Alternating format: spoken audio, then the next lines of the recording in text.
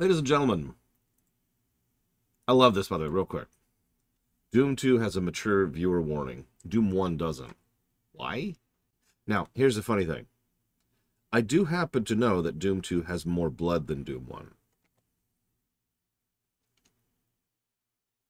So there we are. 1994. So let me start by giving a personal angle on this. I haven't played this game, or if I have no memory of doing so, or I mixed it up with Doom 1 in some way. But hi, Connects go. Hope your Sunday is going well. Hope everyone's Sunday is going well. In 1994, I played Doom. Obviously, I've talked about that. I've beaten Doom. But when Doom 2 came out, it just never really caught my interest.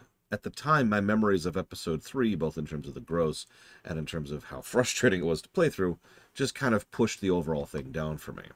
And also, well, there's this trend, at least for me, I've noticed, when a game comes out that I would like, or I would like to play, but it comes out in a year where much more interesting games come out. Because 94 is when we got things like, I don't know, Sonic 3, Street Fighter 2 Turbo, Virtua Fighter, Tekken, Mortal Kombat 2, Donkey Kong Country, oh yeah, and Final Fantasy VI and Super Metroid. So my 94 was a little busy.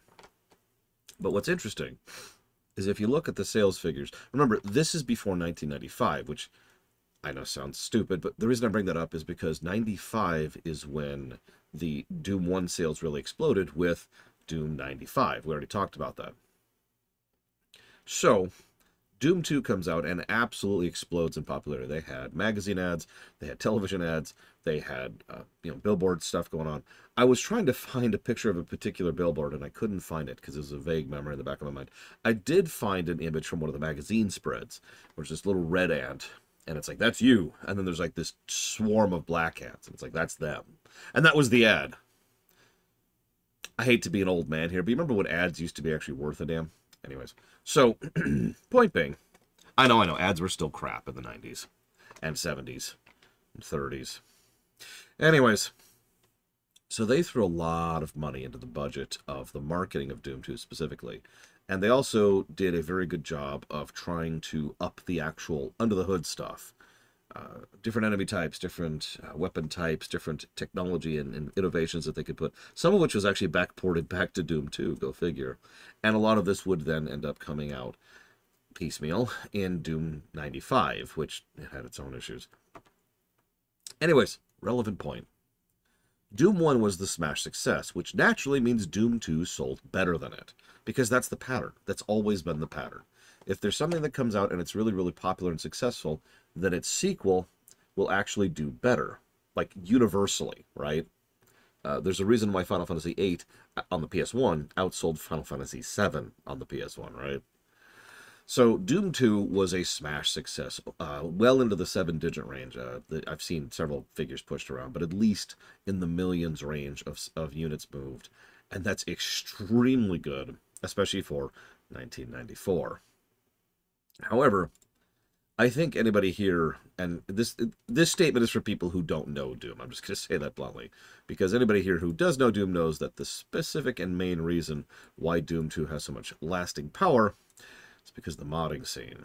This is another Soulstorm scenario, for those of you who remember our Dawn of War run, where Soulstorm itself sucks. However, Soulstorm has added tons of new functionality and availability and factions and under-the-hood stuff, which makes it much, much, much better for modding. So,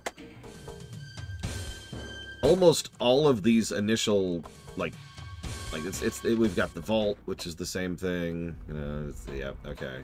And then we've got, like, the mods, which is the same thing, we've got the multiplayer, which is the same thing, and we've got the options, which is the same thing. So, it's kind of cheating, but a lot of positives are about to be copy-pasted from Doom 1.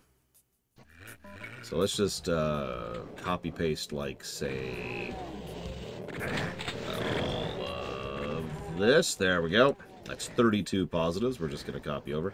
I actually meant to do this off-camera, but I forgot, because I'm a moron. There we go. Okay. So mods are identical, controls are identical, options are identical, New Game Plus is identical. Difficulty, we'll actually double check that. Tutorialization is the same. Map is the same. Co-op is the same. Minigame is the same. HUD is the same. Music we'll debate. Because there is new music, so we'll put some question marks by that. Save system is the same. Sound system is probably going to be the same. Guidance is probably going to be the same. We will debate things like enemy AI, enemy design, and encounter design, so we'll put some question marks there.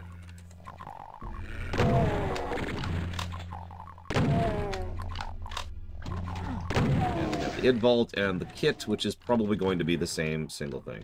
So enemy variety is something we didn't give to Doom 1 for good reason. To be completely blunt, there really are only 3 types of enemies in terms of enemy variety in Doom 1. There's melees, there's hit scanners, and then there's projectilers. I am told we'll see some better variety in Doom 2. We'll see. Remember, I haven't even played this game. Although I think my closest experience with this game is probably from Doom 64. But I digress. Without further ado. So I have a question. Ugh. Let's not get into the music issues with Doom Eternal. We have plenty of time to talk about that in Doom Eternal. So, what difficulty do you think we should play Doom 2 on? I've never played this game before. Like, playing Doom 1 on normal was a good call. Kirby plenty. See, that's what I was thinking, Dakota, but I wanted some feedback, because I have some expansion. I don't have a term for that. We might have some listened to the whiners syndrome going on here. I'll come up with a better term for that. I'll just call it Dark Portal syndrome, because I think that's the first game I encountered that.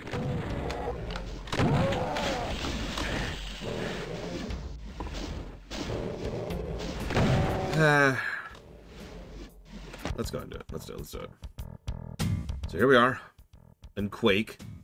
Seriously, this just looks like a Quake level.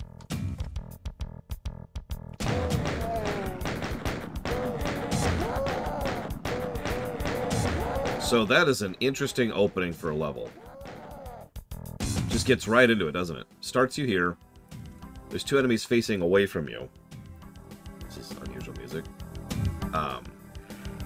And some enemies that come out around the corner, probably lured by the shot, because I know they can hear the shots and activate. But it's still relatively safe.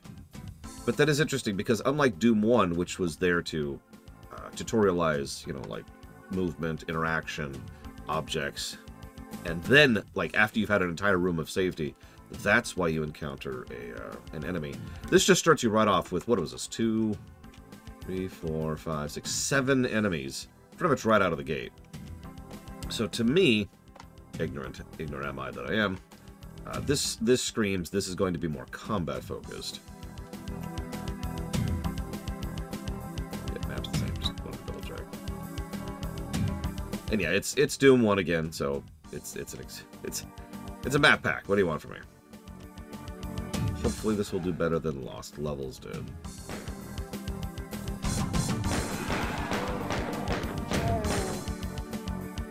Already getting across the idea of verticality there.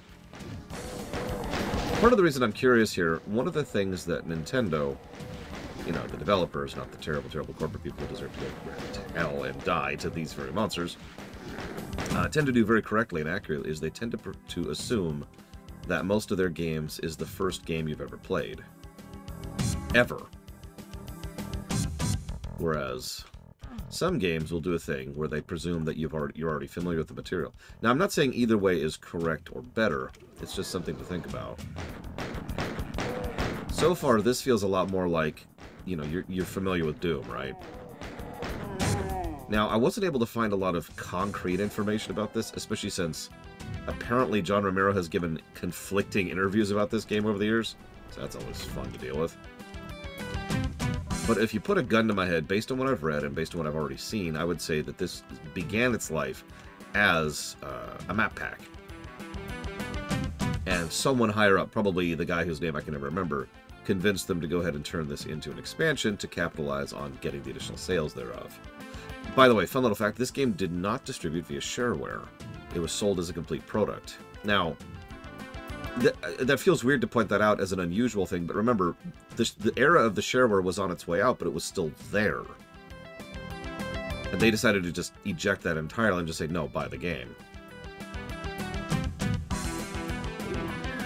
Obviously, this game sold very, very well, so you can argue they made the right choice, but I don't know. To me, that's indicative. Wow, I didn't kill everything.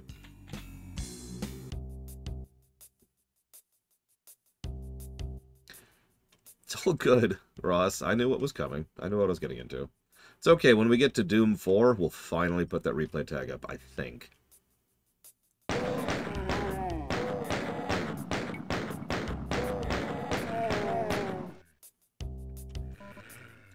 I thought about putting it up for Doom 1, but then I realized that that's disingenuous. I actually do think I might replay Episode 1 someday for Doom 1. Really. Because I am impressed, even now, in 2024, with Episode 1 of Doom 1. It is still a solid thing. Dakota was asking me yesterday, I want to say, individual map positives. And obviously there are a few that I ended up giving to Doom 1. But I think the single biggest positive I could give to Doom 1, the best map, and I know this is the cliched answer, I just don't care because it's true, is E1M1. For how basic and simple it is extraordinarily well designed. It is everything that that level needed to be in 1993? Yeah, last map too. And, it's interesting, yeah. And it is still an interesting map. Now, if I wanted to teach someone what an FPS is, I can sit them down at E1M1 and they will be able to figure it out. And it's still fun to explore and navigate and escalate and blah, blah, blah. And it can get interesting on higher difficulties, too. So, if I'm not mistaken, this is all, God, what's his name? Sandy Peterson? Is that right? He did, like, all of these maps? I was looking it up because I was curious, since level design is such a big deal for these kind of things. And I know Romero just has a track record when it comes to that. But from what little I was able to glean, and don't take this as read, Romero basically wasn't involved in the level design aspect of this game. That's right, American McGee was the other one. Hey, there's our super. That was fast. Yeah, the American McGee thing amused me, since I've actually seen a few of his games that have nothing to do with Doom. That... I'm not sure what I think of that. Oh, that reload speed. Ooh, okay, okay, I can work with that.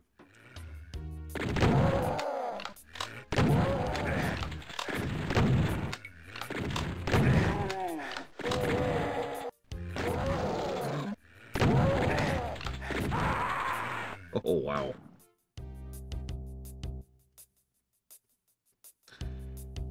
Okay.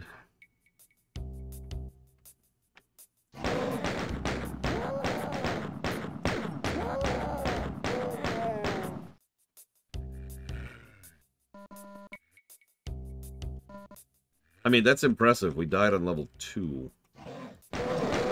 Last game we didn't die until episode 2. A lot of hit scanners, though, so that makes sense. Like, fairly large number of enemies, and they're all hit scanners, so yeah. That tracks.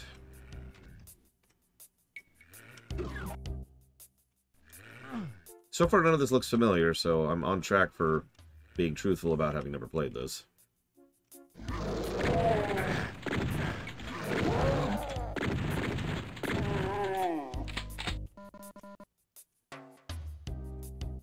And yeah, the super feels weird. Other than the obvious slower speed, which is something I could get used to. It also feels unnecessary for the sequence because, you know, the shotgun handles these just fine. At least with these kind of numbers.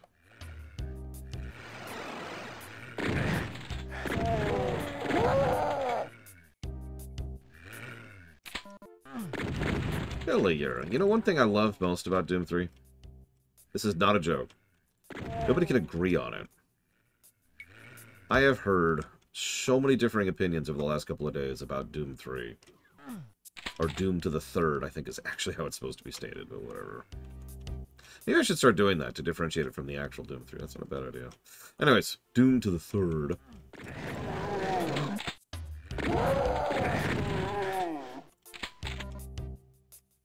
Jesus, this is a lot of freaking... Or Doom Cubed. There you go. Doom Cubed. That rolls off the tongue better. This is some enemy spam. This is the second level. My god.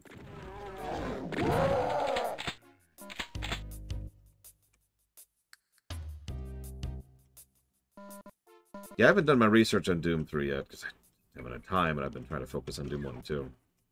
I wanted to look into it a little bit more. As I've mentioned, I wasn't super impressed with Doom, there we go. With Doom Cubed, excuse me, when I played it. But I did play it all the way to conclusion. And it did make me laugh once. That's not actually a joke. Can anyone guess? I'm not joking. Can anyone guess the one time that Doom Cubed made me laugh?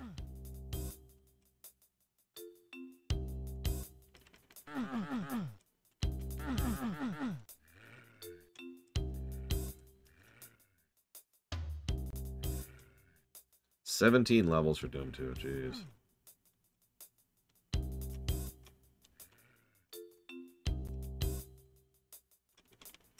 Seriously, it expects diagonal movement for this? Wow, okay. And this is stage 2, I remind you. This is, wow. Not great. Ah, there we go. God damn. And of course it's a monster closet because this is the enemy spam level. Holy crap. Yeah, let's pull that out for pinkies. And you.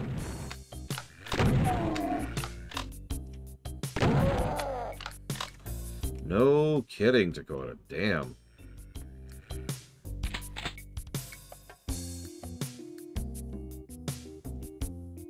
What do you mean, procrastinate? Hang on, procrastinatorium. There we go, I think I got that right. Because if you meant why not go into here, I can't, there's no jump button. So this tiny ledge here is an impassable wall of invincibility. Yeah.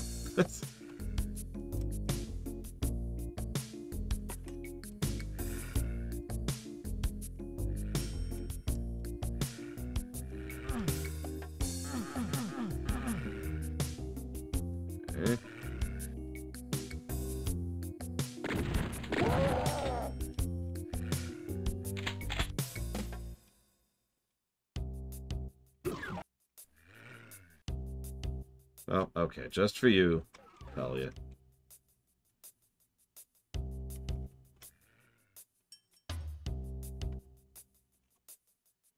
Ugh, oh god. Okay, hang on. Ah!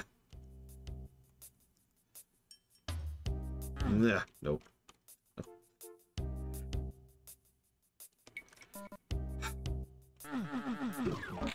There it is.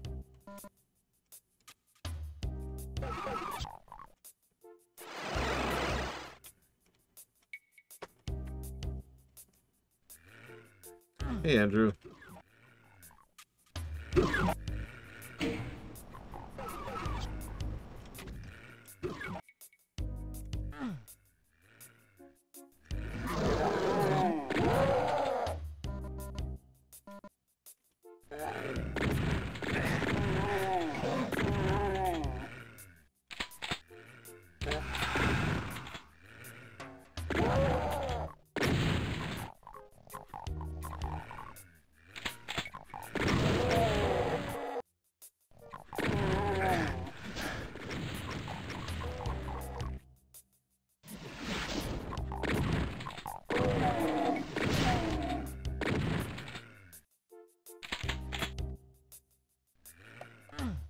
Left for loot.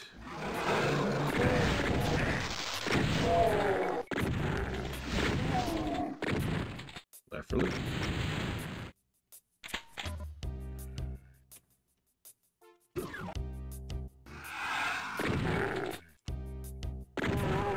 Something I'm noticing already in these stages. There's a lot of backtracking, for lack of a better way to put it. What I would refer to as unnecessary backtracking. You know, where it's like, let me use a direct example. Okay, we go up here, into this, and hit this button. What does this do? It opens this door. And that's not like a ton of backtracking, but we've already seen, like if I was to map out this level, it's like, okay, here, and then back up here, and then back over here, and then back over here, and then back over here. And it's a very strange approach to level design. I have to imagine it's on purpose. Yeah, the flower layout, exactly. Instead of a flow like this, it's like that.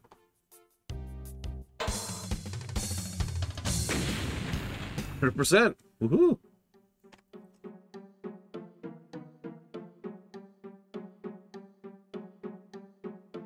I like how that... I'm going to give credit to Bragwin. We're just going to start calling it Doom Cubed. Oh god, the library. Don't remind me of the library.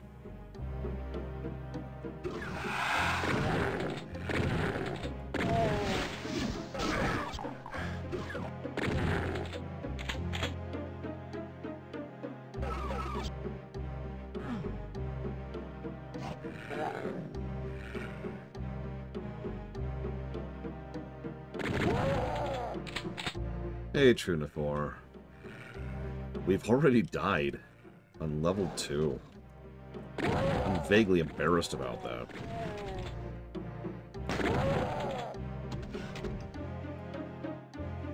I mean, going back to Halo, Halo doesn't even let you keep guns between levels. Which is really, really dumb, and I gave it its own negative because of how much that pissed me off.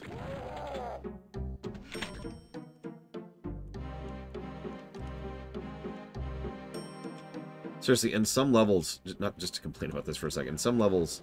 Yep, I was just waiting for that.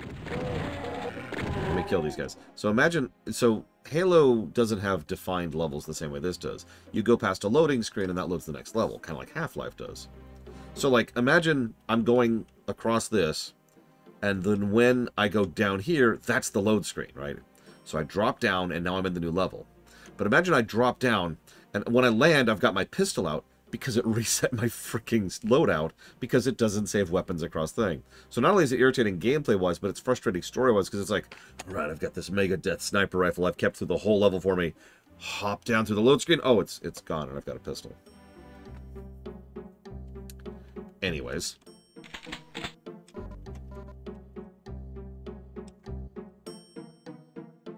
Yeah, I know I've also noticed the gacha traps have been increasing. Doom 1 certainly had plenty of gachas, but as I talked about, it usually tried to be fair about them, too.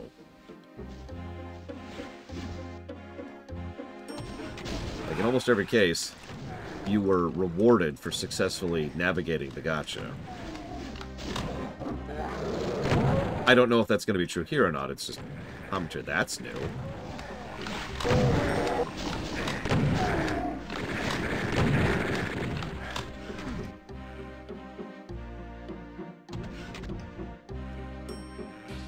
I don't even know how to say that, but I'm not going to try.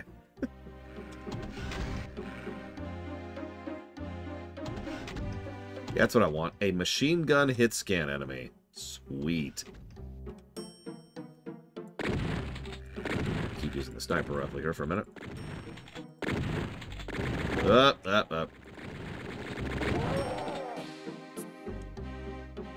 Oh, ah! Okay.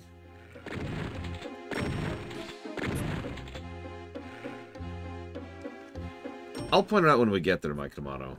But in case you're not there, there's a very banal, like, have you ever seen a letter sent out to the office, which is like, make sure to be using the toilet paper from the left office, because that's the one that the janitors have put out for the usage of the employees, right? Except it was that tone, except it was talking about how to properly distribute the blood from all the people that they've been murdering in order to get the proper action. And make sure you have the blood at just about 1.5 inches over here in order to make sure that you get the proper apogee of the summoning circle. Without that, it's just going to be wasted. We don't want to waste blood in this quarter, okay? It was pretty funny. It got a real laugh out of it. It's pretty far in. It's like one of the last levels.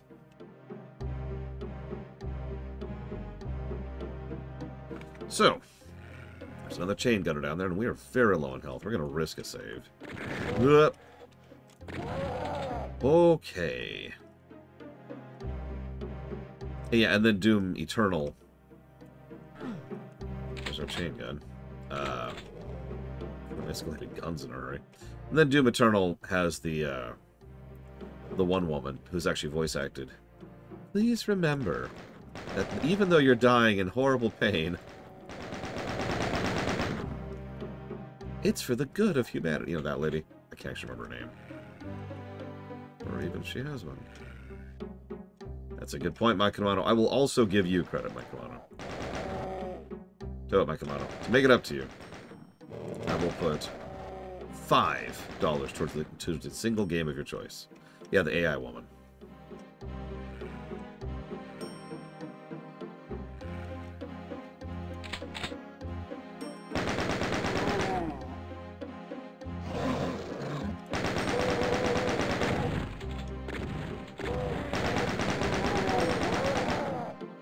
Good afternoon, Grand Spectre. I hope you're doing all right.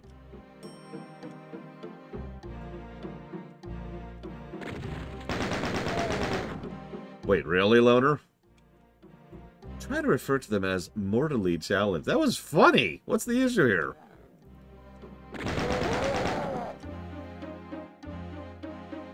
You got it, Mike Kamano.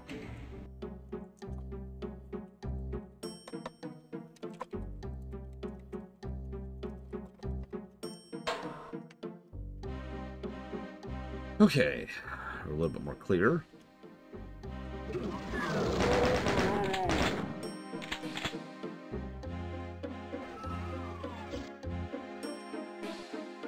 Yes, it's definitely an insult to handicapped people to refer to them as the demons of the damned.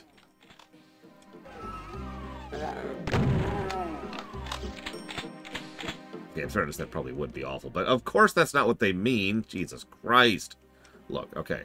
I, of all people, know that we as a species tend to joke about a couple of too many things. But, like, there's a gradient between making dead babies jokes and taking everything a little bit too seriously, you know?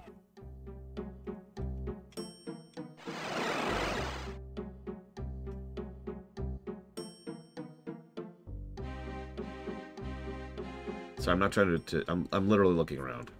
Let's do it here.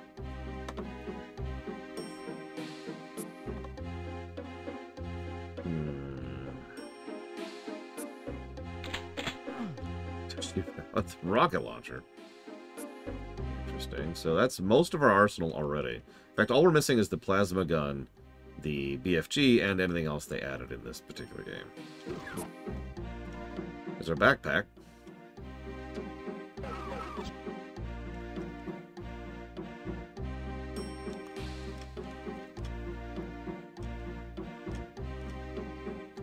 Like, don't mistake me, basic respect is something that I actually firmly agree with as a concept and am totally down with.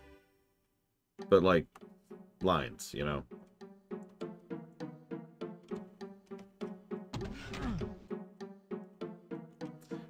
Point in fact, I've actually been called out several times, usually in my YouTube comments, for being disrespectful and offensive. Can anyone guess why? Because it's always the same thing. Oh, this is the destination. Okay, there we go.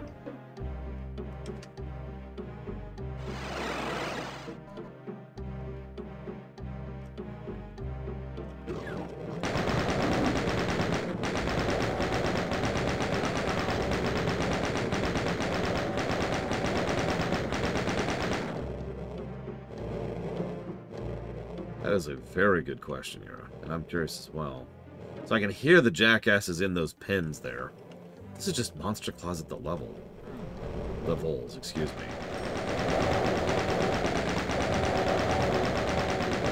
This is probably... Whoop, wrong button, wrong button. This is what I want for this. There we go.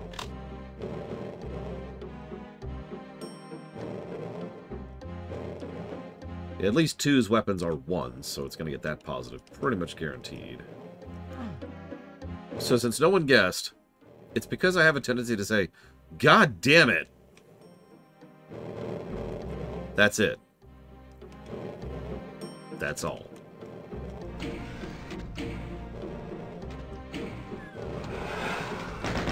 There they are.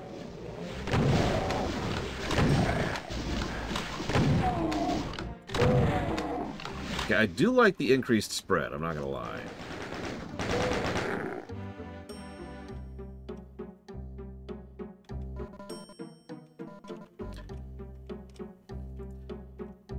Actually, I think I've told this story before. It's about Lotro, Mr. Red, and Ira.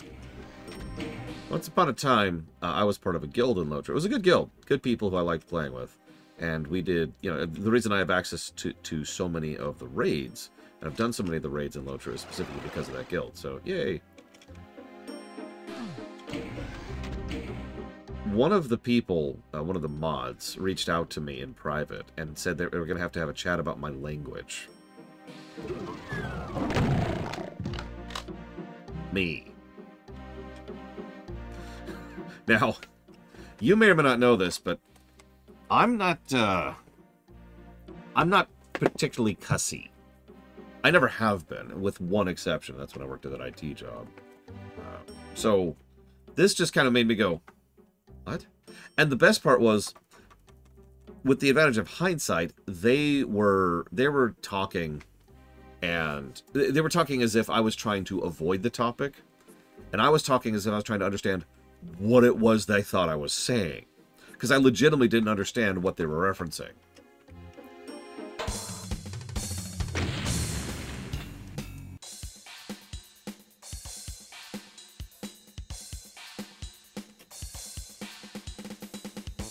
Now, you probably can, based on how I've set up this whole scenario, but can you guess the specific word I kept using that was really bothering this particular mod? Enough that they felt the need to call me out individually and in private. That's right. Damn it.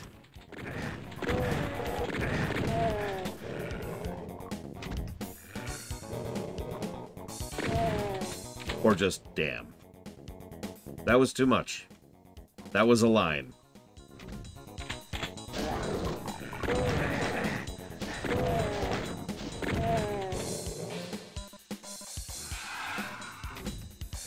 Hey, ISE. I know, right? I always got the vague impression that they just didn't like me. And you're probably thinking, why were you terrible player? You. I was their best healer in their raids. But then again, that was probably the problem, wasn't it?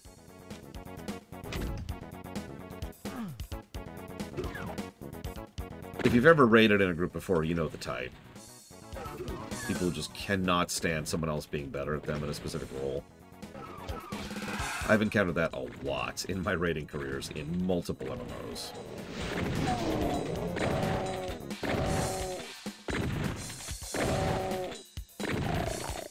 Yep, they could be the best healer, so...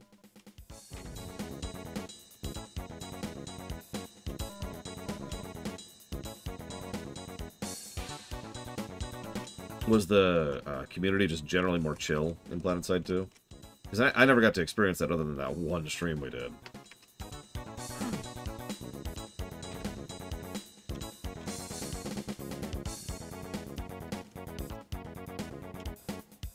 Well, shortly after Moria, the guild completely self-destructed thanks to some internal drama.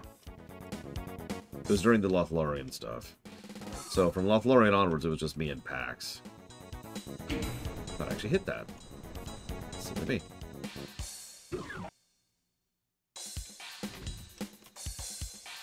I guess that makes sense, Dakota. Alright, here we go. I was ready. I'm ready.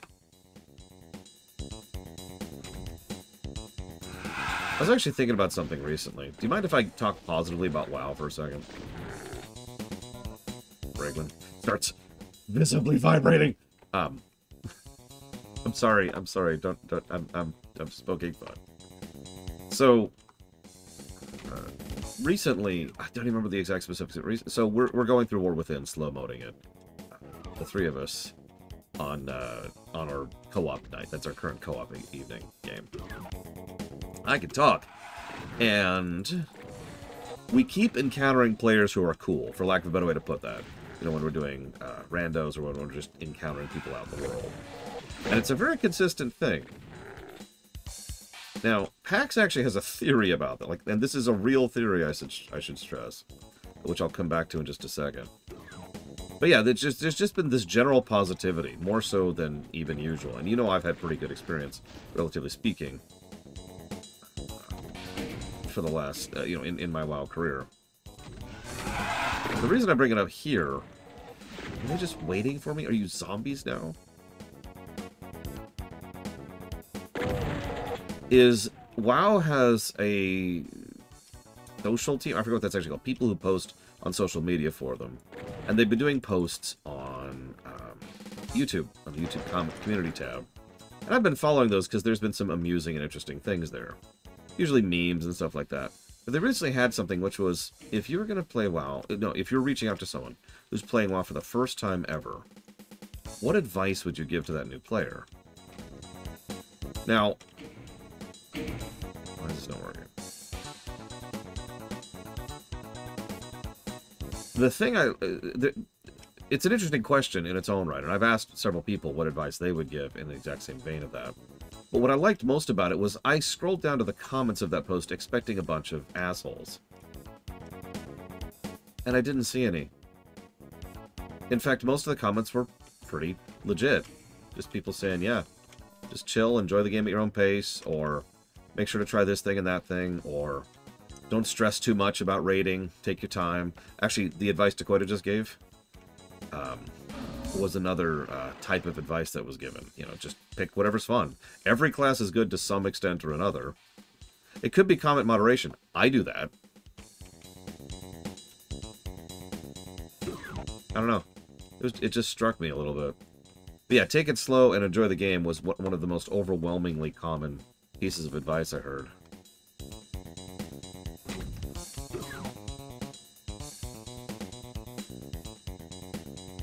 So I told you I'd tell you the theory that PAX has. He thinks that when WoW hit its really rough patch, which was in BFA and Shadow, that a lot of the assholes left.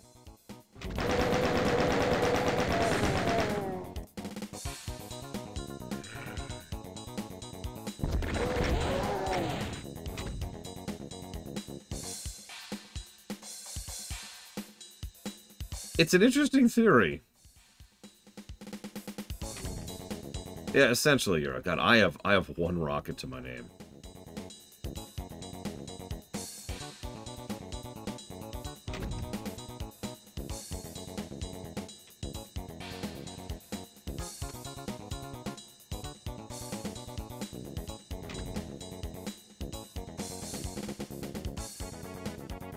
Choice paralysis. Oh, now that's actually a really good piece of advice to give. So, Evo, who has been playing WoW with us, she just started playing WoW last year, so I was curious of her opinion on this as well, since she obviously has a unique perspective on this.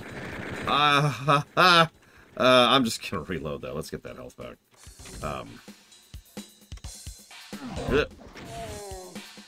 Okay, the advice she gave was to find a guide or a person to help you experience the content of the right order. Not just because of WoW's problems with how it presents what in what order, but because there is some content in WoW that honestly you're better off just skipping over, right?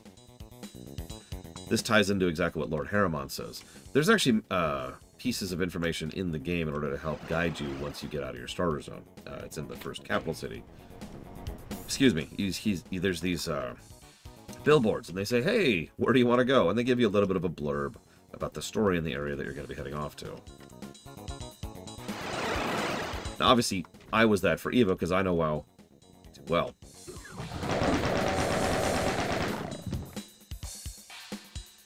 But that kind of a thing is probably the better idea, is to either, like I said, find someone who knows WoW well enough, or just find a guide, preferably a good one, in order to experience the content in a manner that you want to. Because, yeah, Star Trek Online has the exact same problem. In fact, pretty much every MMO has this problem, except for Guild Wars 2 and FF14.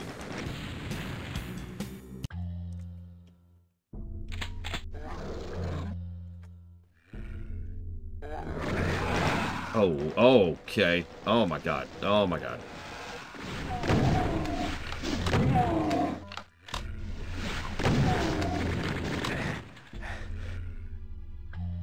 I know what you're thinking, but lore, that sounds like a bad thing for the game, and you'd be right. It's probably one of WoW's weakest points. There's an overwhelming amount of content in WoW. A lot of it's even good. How to access what and where? That's walkthrough status.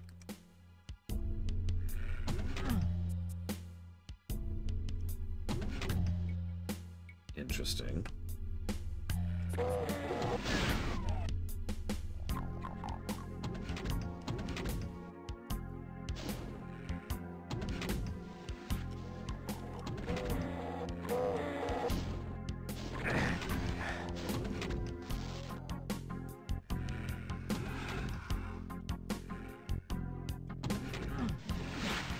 Oh, looks like they finally spotted me.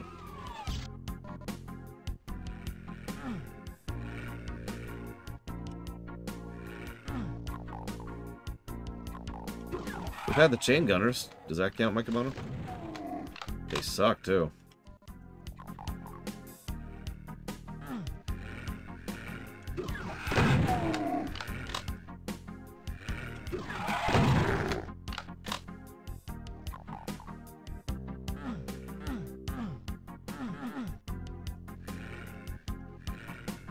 If you ever hear someone shooting me with a chain gun, any kind of machine gunny sounds, that's probably them, not me.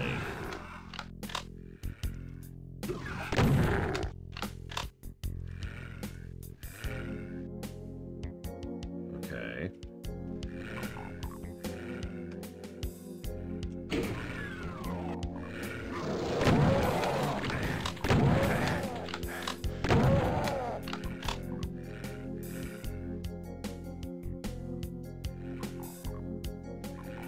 Could be, Mikemono.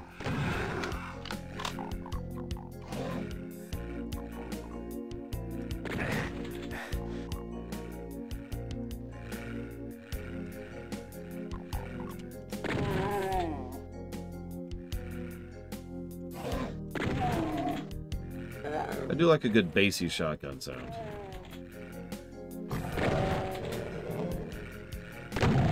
Listen to that.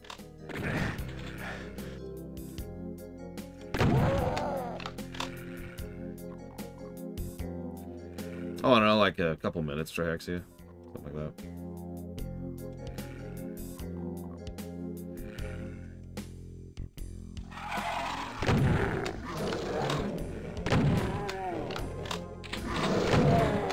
Crafting is definitely in a weird place in WoW. We're gonna have to discuss that when it comes to the review.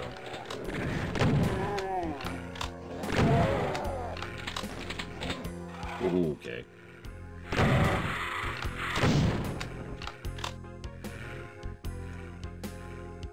I've actually recommended to new players to not even attempt crafting right now. There's reasons to do it, but they're not sufficient to actually put up with it. Not at the moment.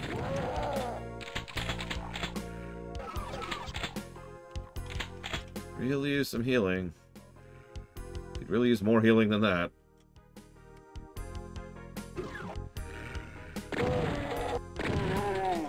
Yeah, I know, I'm just being greedy now.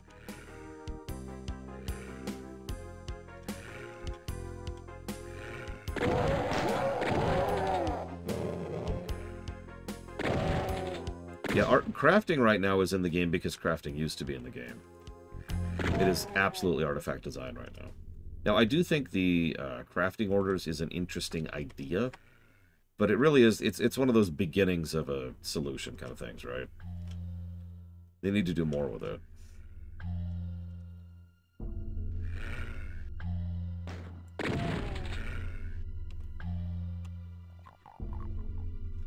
See, Star Trek Online's crafting is weird because the absolute best items in the game are gotten via crafting. They're also ludicrous to get hold of. Like, they are very, very, very, very grindy and luck-based. They are the best. It's specifically certain types of consoles and weapons. And yeah, it is a colossal pain in the ass to try and get those perfect, as a tier 18 or what we're up to now.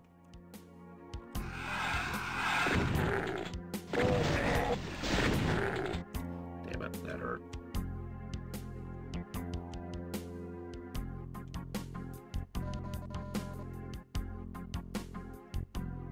I think I'm underselling it. I think it's past 18 at this point, Jathan. I've sort of bowed out of STO. I did that as soon as we finished the review, honestly. And remember, that was a while ago.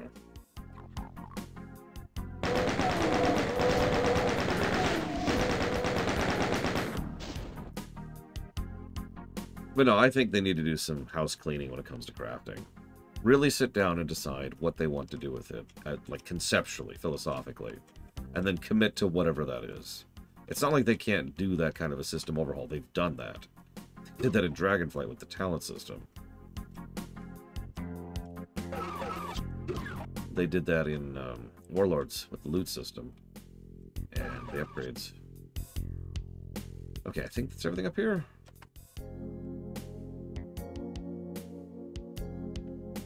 Ah, neck.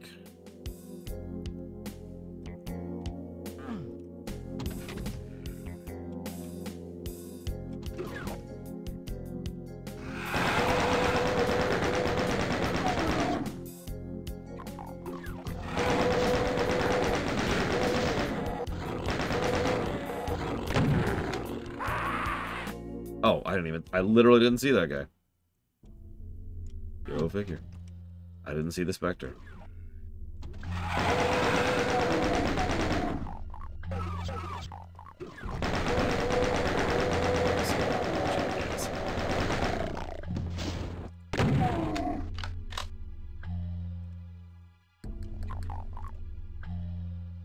There are 3 versions of WoW, yes. There's WoW Classic, which is Kata.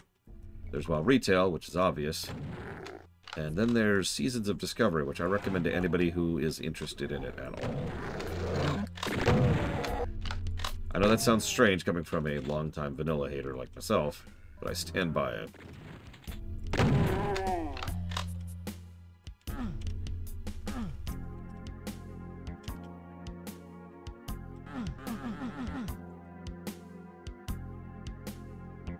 Okay. Well, we've got red now.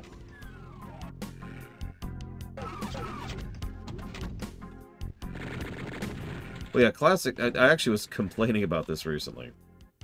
Because in the back of my mind, I was vaguely debating, like, as like a super optional set goal of donations or something, doing a review of WoW Vanilla.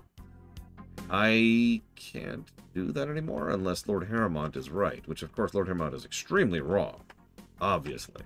I mean, there's no possibility of Lord Harrowmont actually being right there.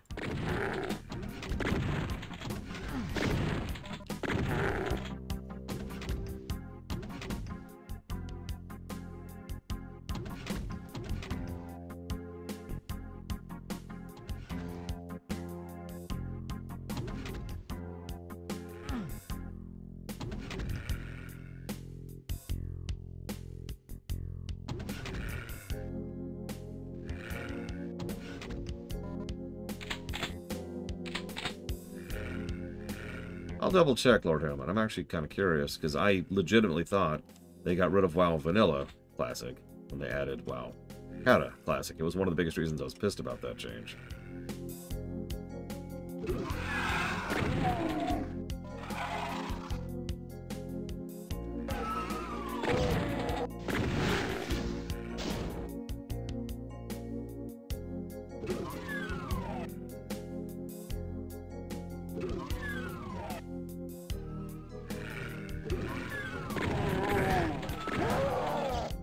Get back to the wiki mines, Mr. Red.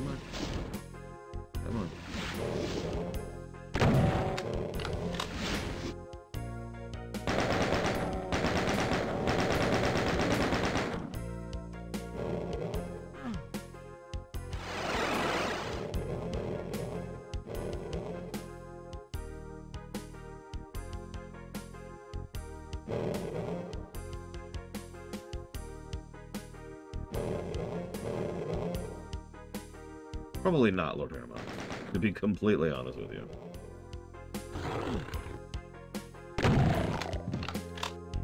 I have said for years, even before WoW Classic was announced, that I have no ire towards people who prefer WoW Vanilla. I mean, there are people who actually like Black Licorice, if you can believe it.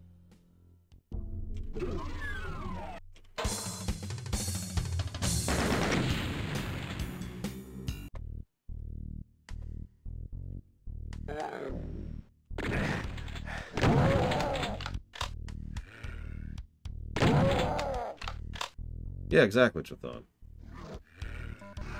The fundamental truth I think more people need to understand.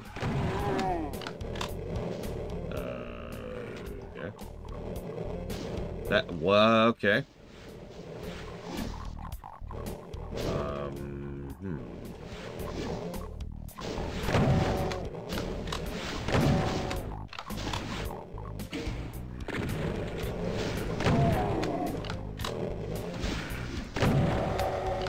What?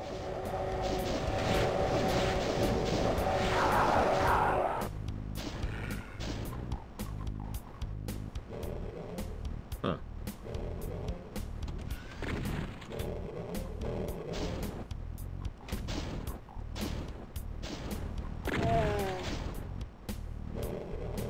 Interesting. I guess that's why they call it that.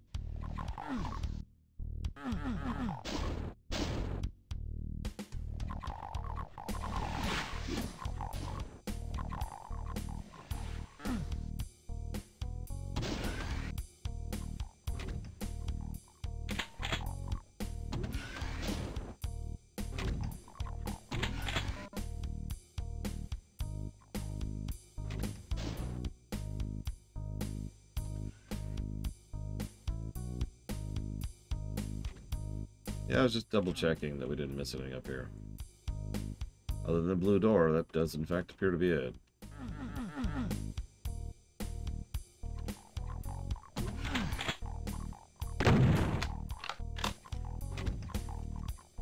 Okay.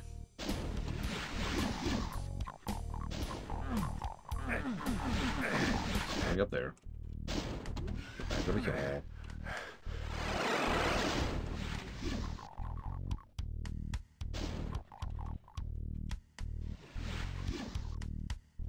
Wait, really, Talia? Okay.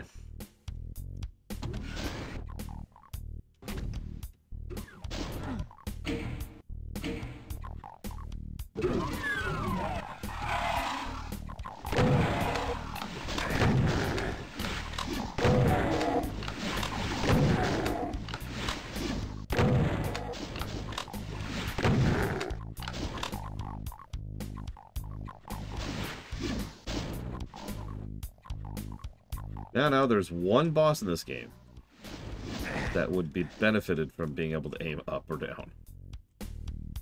Due to the, let's call it, unique way it's constructed.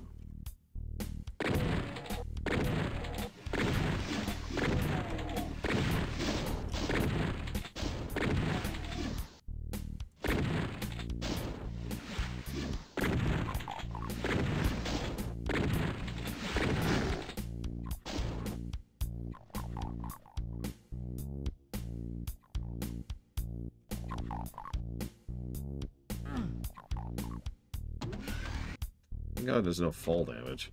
Damn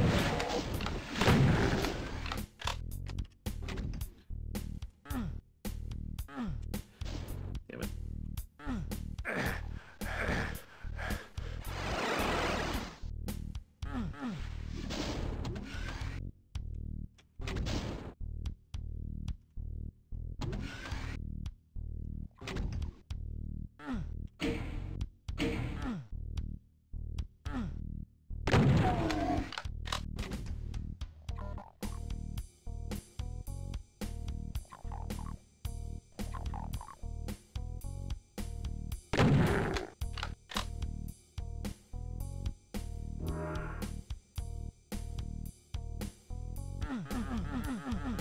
Listen, what one man does with the walls he loves, it's up to him.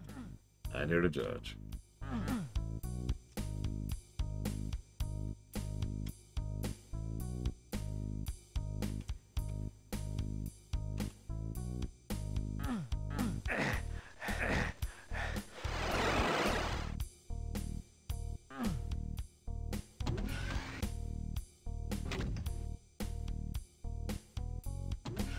Where do you think cover-based shooters actually came from?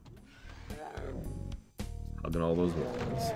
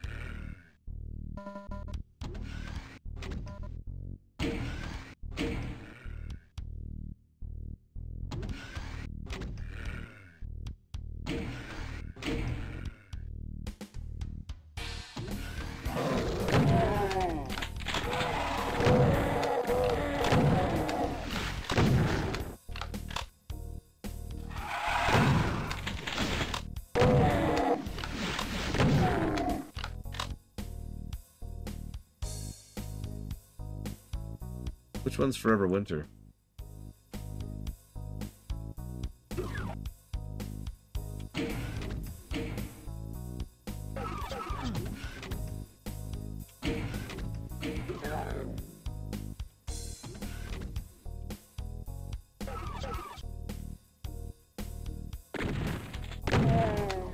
I do like playing scavengers.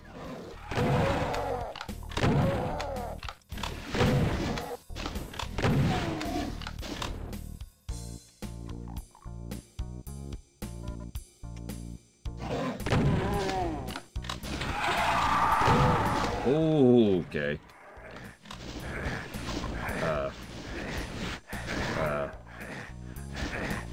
And I'm dead.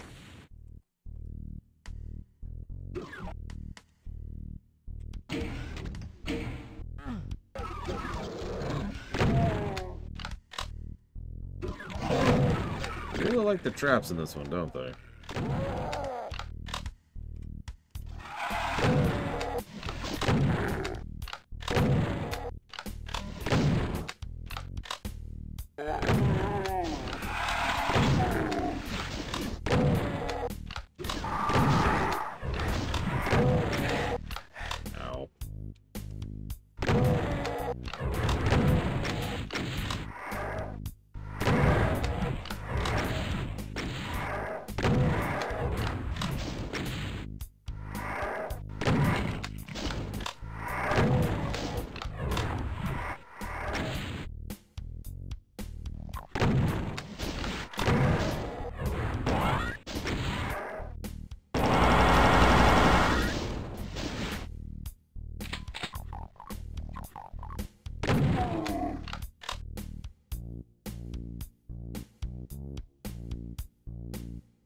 Okay.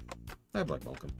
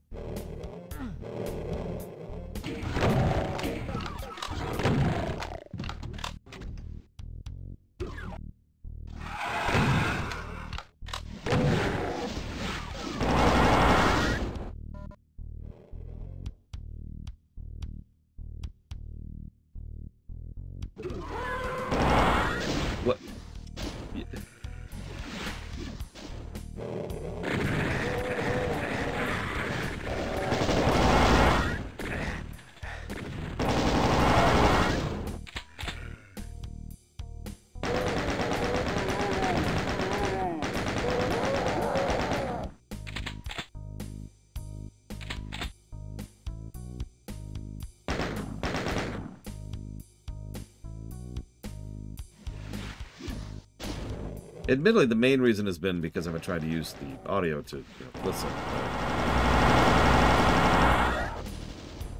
We can play with it for a bit.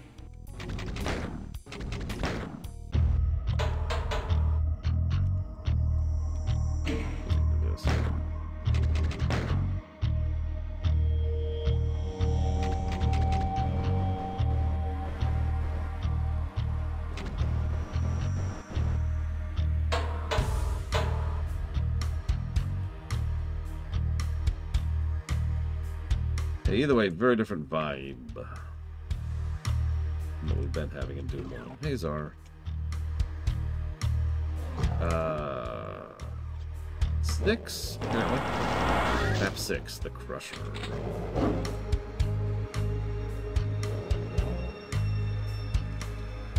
How many maps are there, by the way?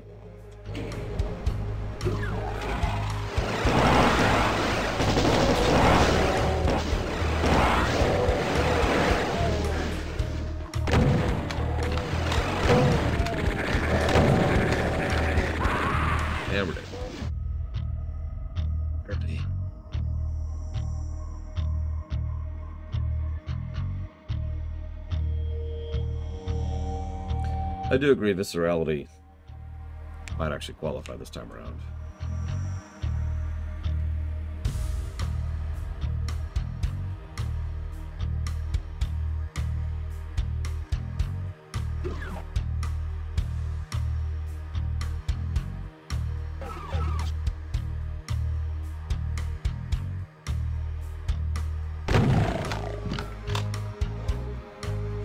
I mean, argument made right there.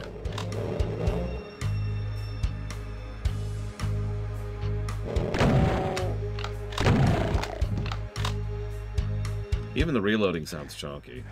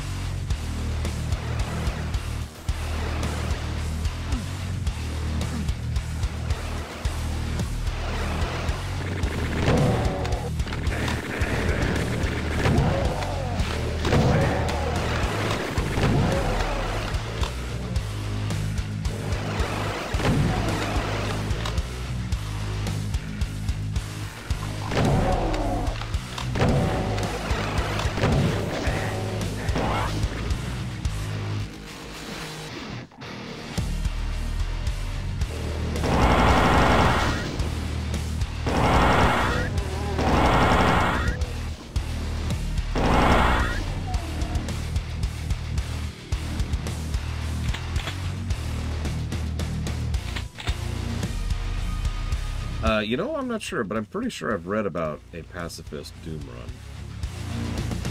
So it's got to be possible, right? Surely.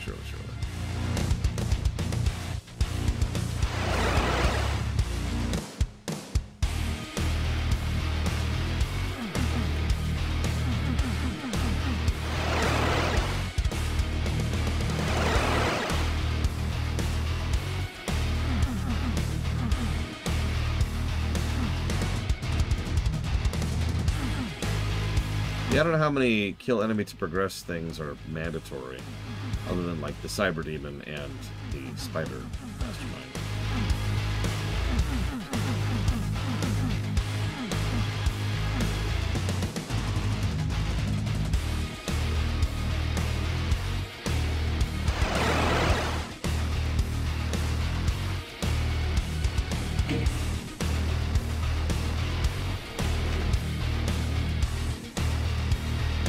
Well, we lived.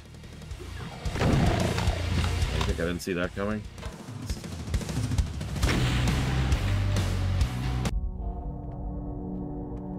You have entered deeply into the infested starport. But something is wrong. The monsters have brought their own reality with them, and the starport's technology is being subverted by their presence.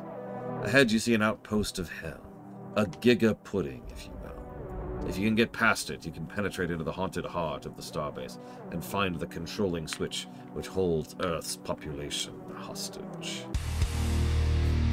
You have 7 health. You should probably die. You've got to be kidding me.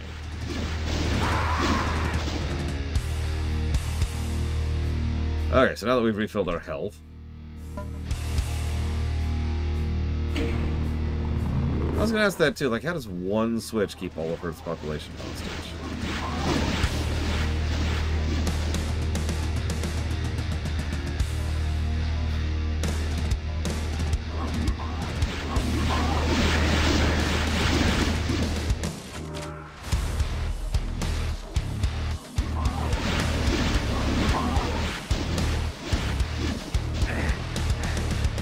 I remember reading something about an evacuation. Maybe that's what that's about. Yeah, we're dead.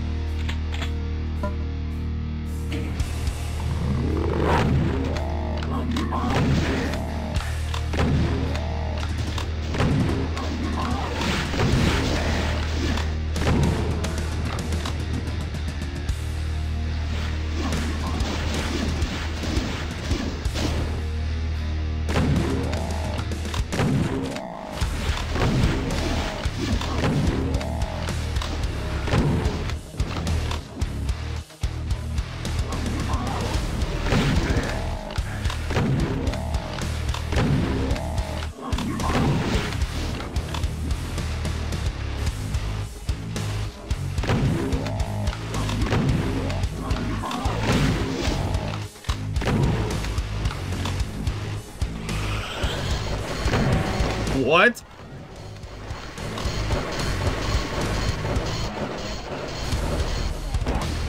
Yeah, we're dead.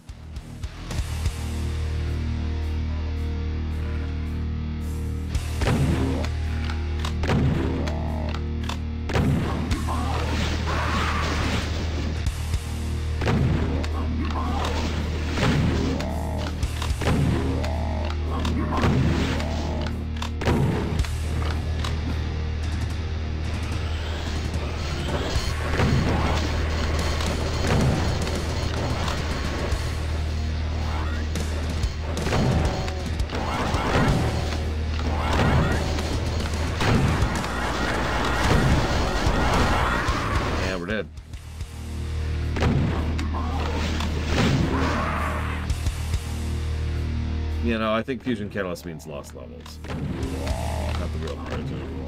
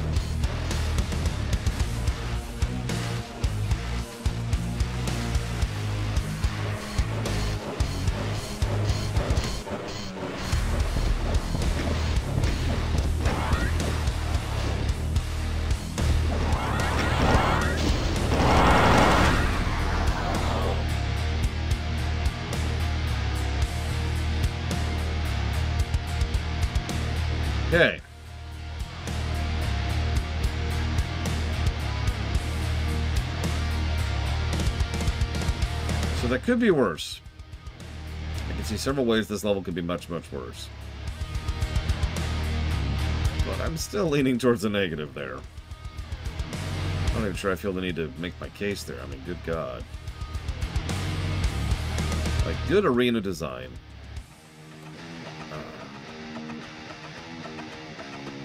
Yeah, it's just... Good arena design is a thing. Most Doom games, hell, most run and guns in general are designed around arena design. This...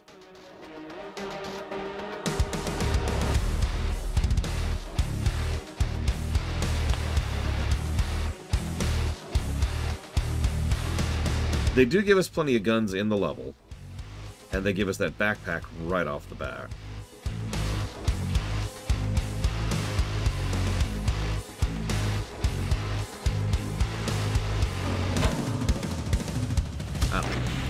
You could talk me up to a wash, ISE, but I can't give a positive for that. What in the hell?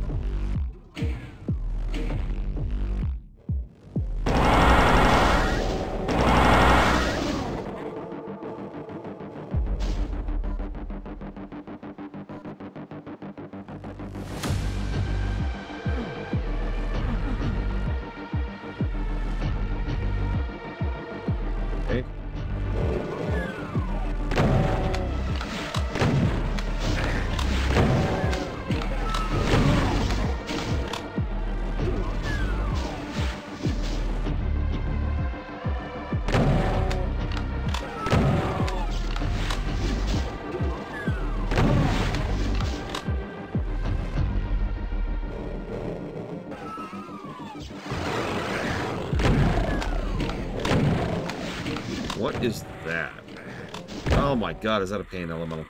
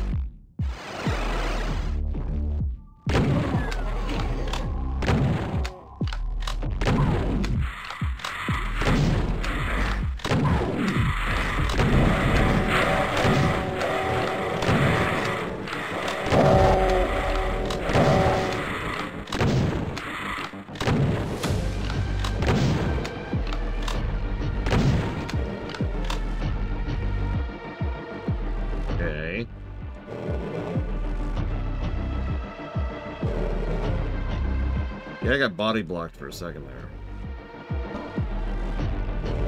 Skull blocked?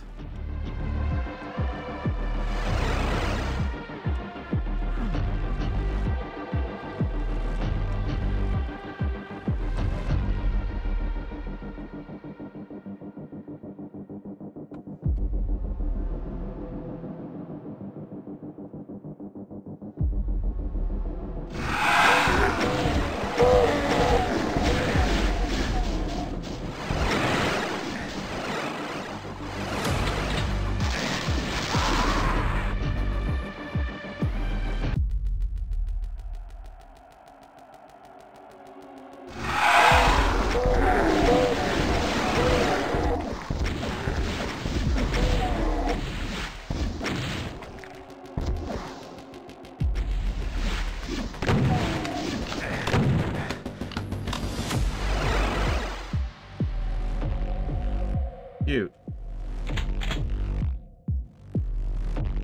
Listen. Cardio's against my religion.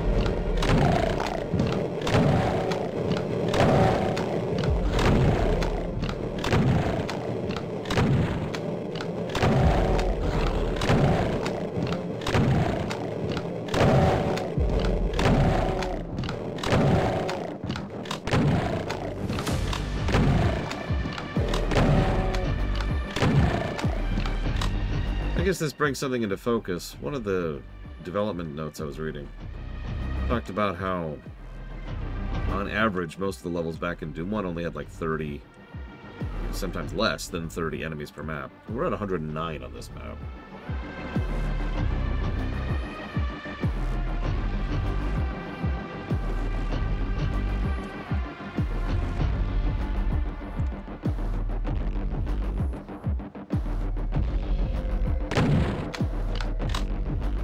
Yeah, 30 per room, exactly.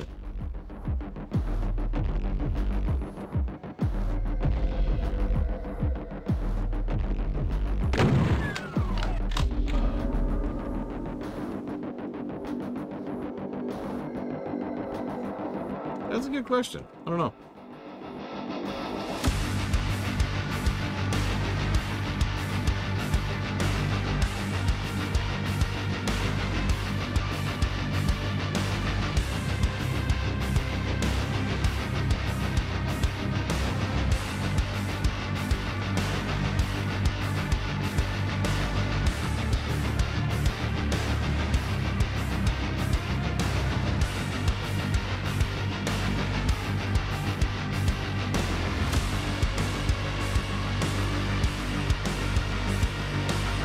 That's a good point, Mr. Red. I should give out some level points.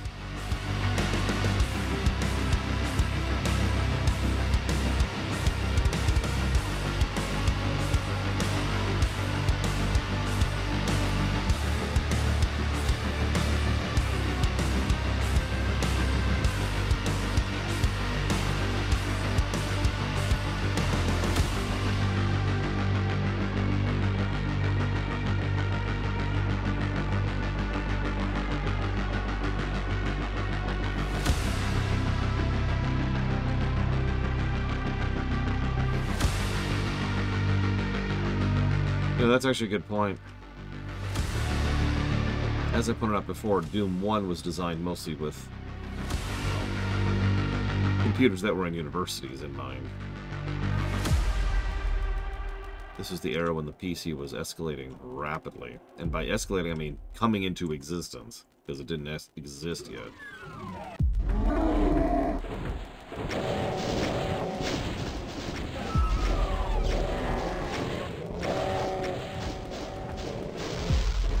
I'm so sorry, Archeon Vale. I hope,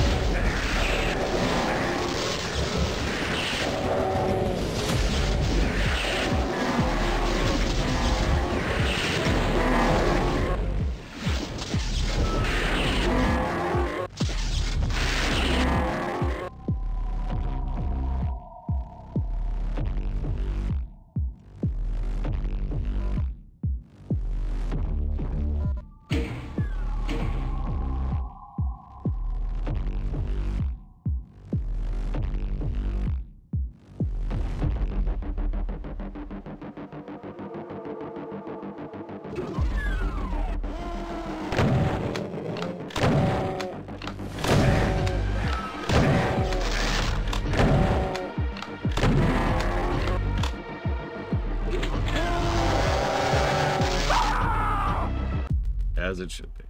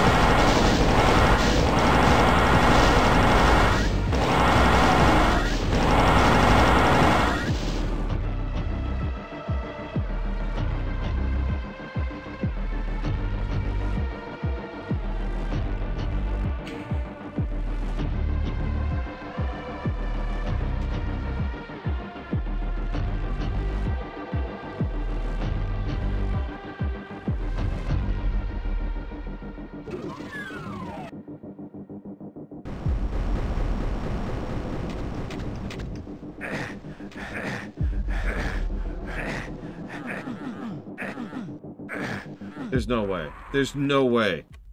There's got to be a way out of that.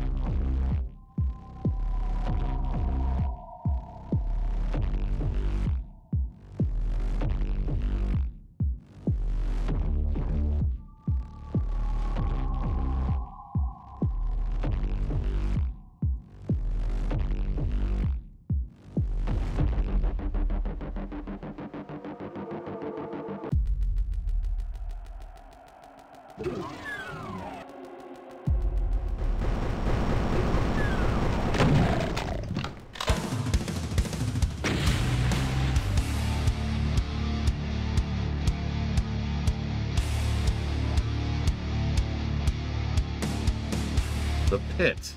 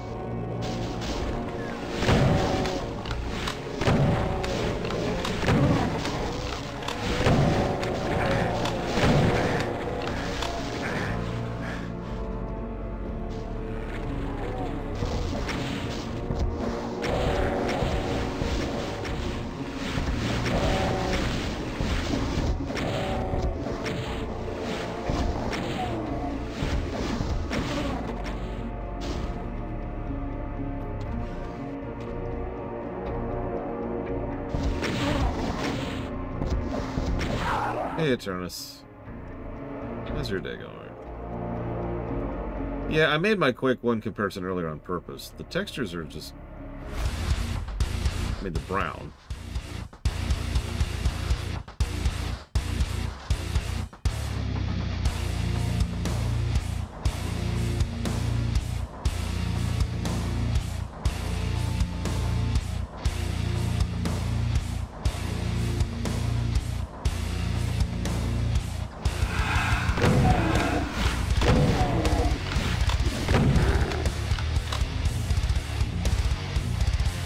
Yeah, I feel weird saying it, but Doom 1, I feel like the visuals looked a little bit more interesting in Doom 1.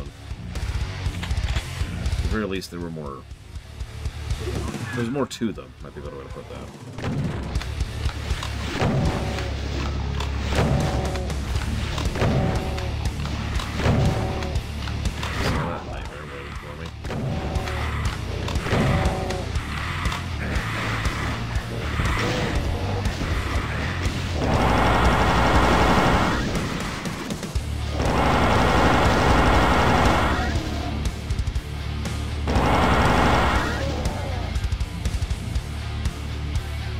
Agreed.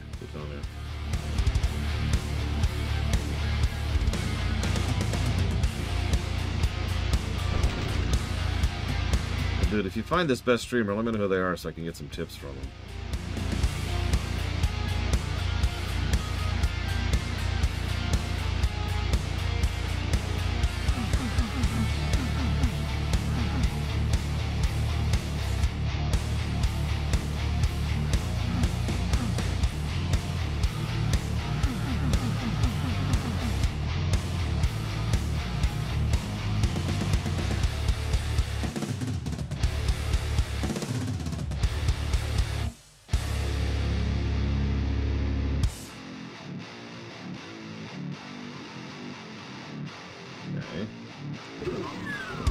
Later.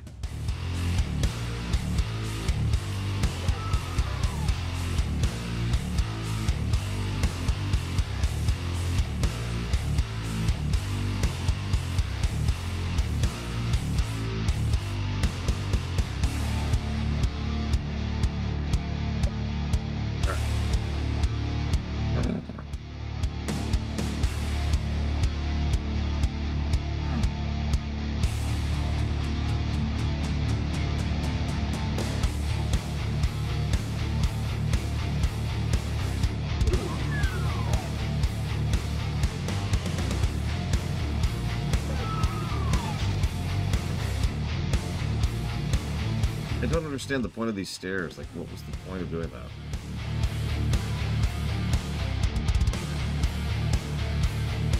I don't know, I heard that Arkengia guy sucked.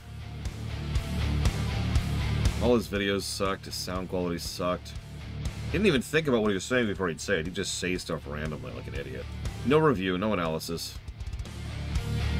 Garbage person.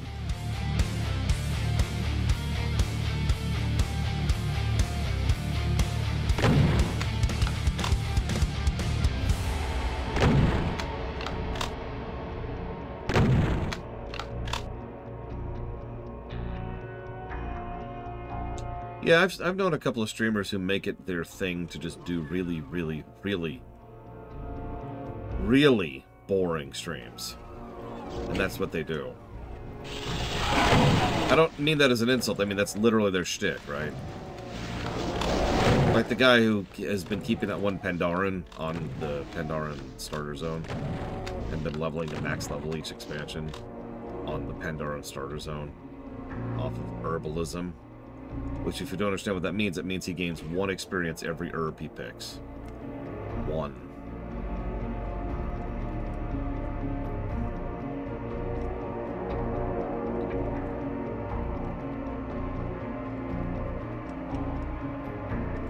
Put that open.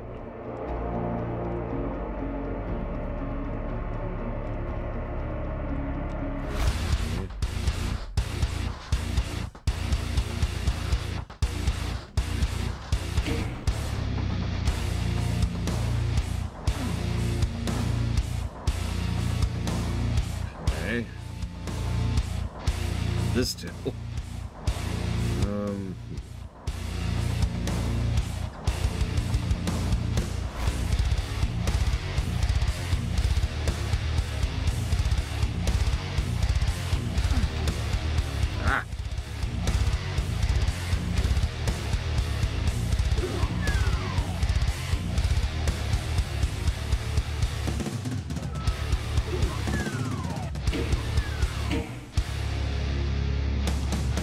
Oh, hey. Here's the point of that stupid stairway.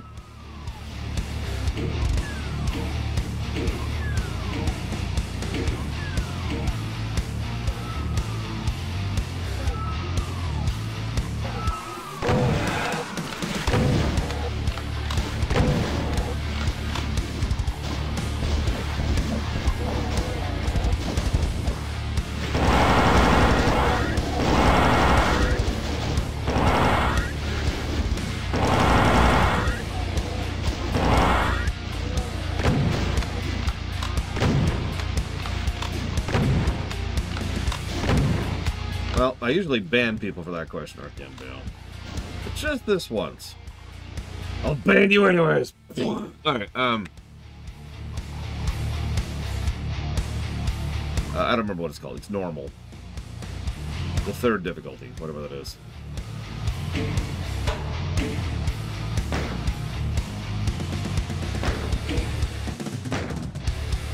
Say, hurt me plenty, there you go.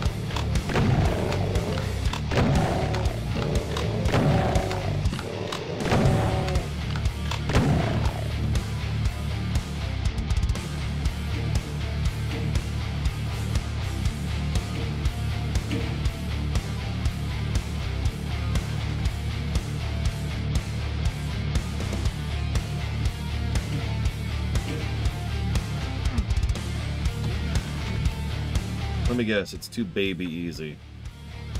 That's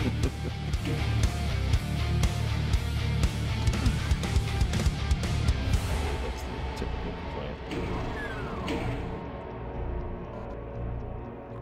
Just in video game players in general, not Doom players.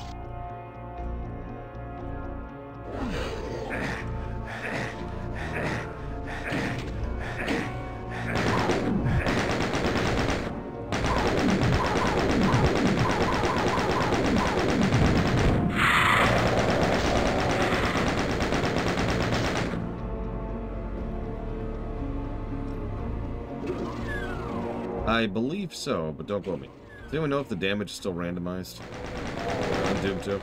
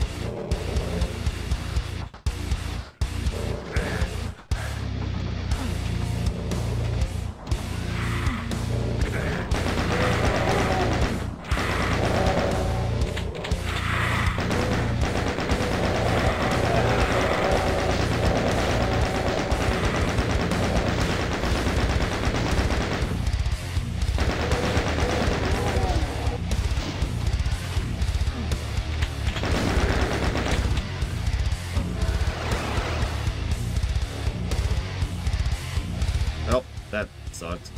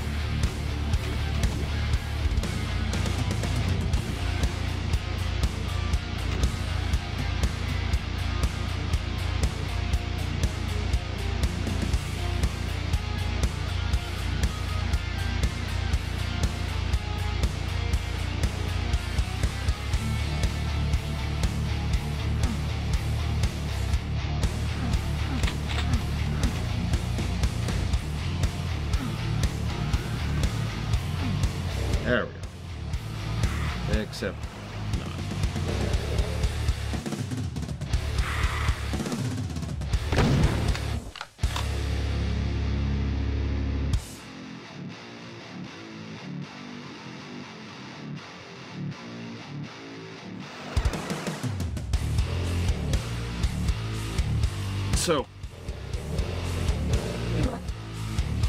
how to remain objective, informative, and clear. Let's go ahead and get this out of the way. I've said this before, I'll say this again. I don't make any pretenses to being objective. I do try very hard to be as fair and as accurate, is the word I want to use, as possible. But I find that too many people fall into the trap of debating the meaning of the word objective and its relevance to review. And so I just try to stay away from that whole mess, whenever possible. Having said that,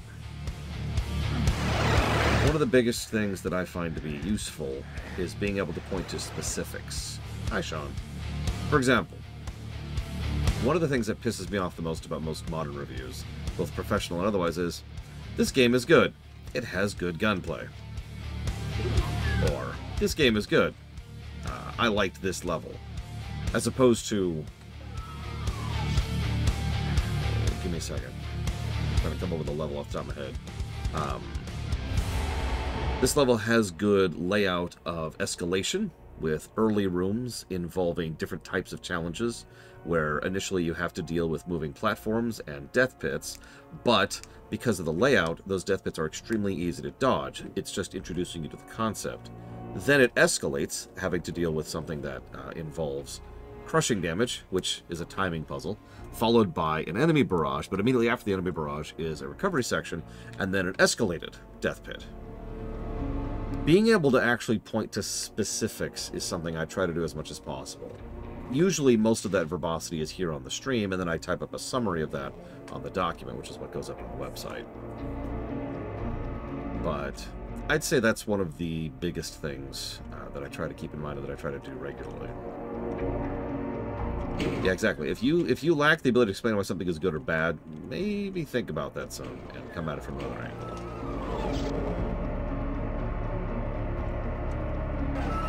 Use the wall to exit. What? Craziness you on about here, Talia?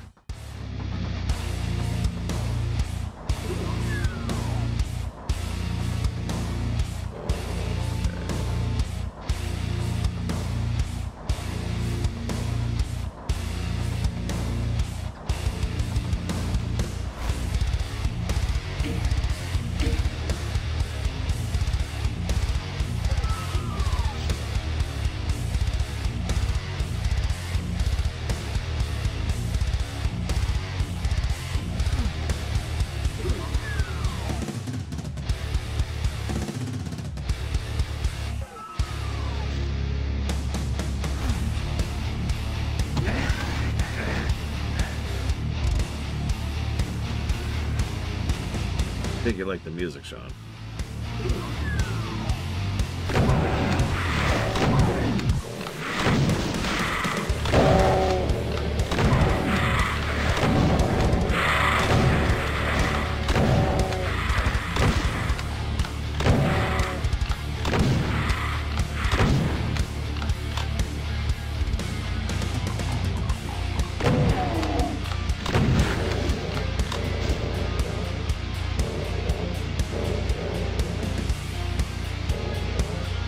The gunplay in Doom is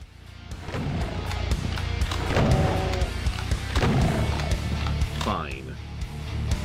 I've played FPSs with worse overall gunplay than this, and it does take a little bit of adjusting, thanks to how it does aiming and how it does the spread. But there's nothing really wrong with it, and once you get into the zone of it, the game itself is designed around the guns and around the enemy design, which is all about the all-important encounter design, something I bang on about way too much when it comes to Doom games.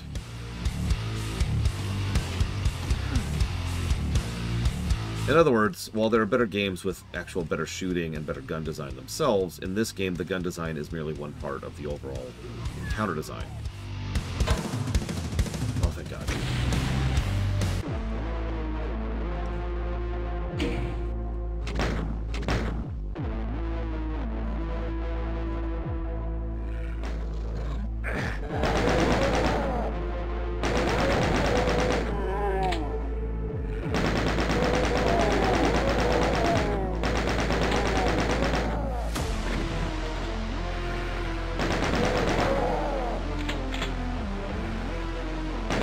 saw. That's saying something. I don't know anything.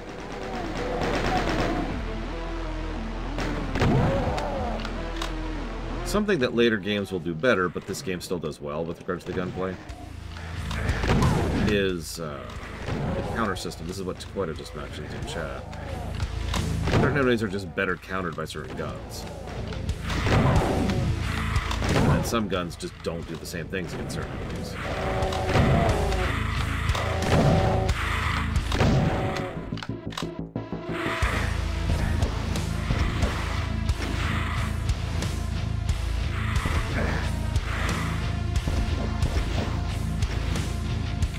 I can't tell if you're making fun of me or not, or Chunda, but that's okay.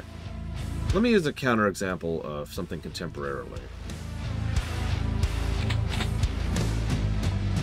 Wolfenstein 3D has one gun. No, seriously. If you've ever played Wolfenstein 3, you know what I'm talking about. But on the off chance you haven't, there is one gun which uses one type of bullet. It is the gun. You start off with a gun that shoots slowly, and then you get a gun that shoots faster, and then you get a gun that shoots even faster. And I do believe that's it, is those three. Three variances on the same gun, and that's it. So, in other words, save to save some ammo. Imagine if your whole game was like, wait, got a gun upgrade. And then you get the final gun upgrade. That's it. That's your gunplay, right? There's just no reason to ever go back to the previous guns, because they are quite literally invalidated by the more modern ones. And, since they all use the same ammo type, you're always getting the same overall ammo retention, I think is what that's called.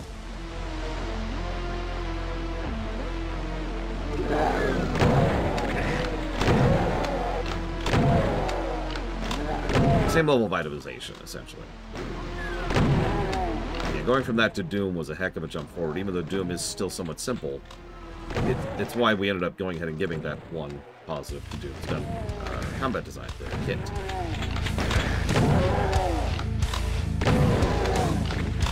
Yeah, what Taqueta mentioned earlier is also accurate, because some games fall a little bit too much into rock, paper, scissors. Don't mistake me, having counters is generally considered a good thing in game design. But if you have something that counters something too hard, you have Spark Mandrel syndrome.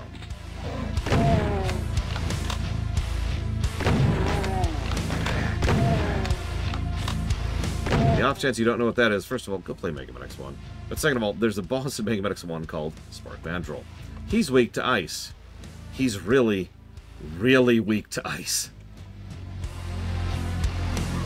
As in, completely lock him down, prevent him from even moving, weak to ice.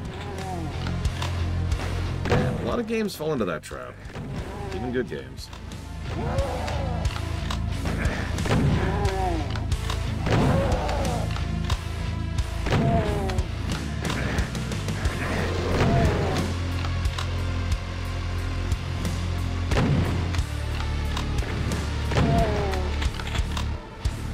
A little more ammo. Here, there.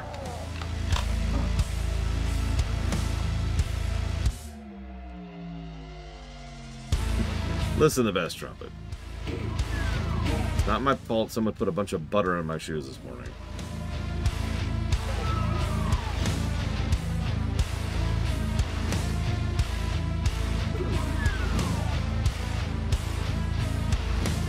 Oh man, I'm dying when it hits 70, Eternus.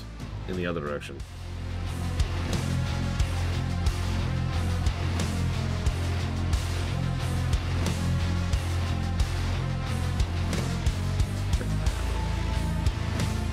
I'm doing terribly on ammo.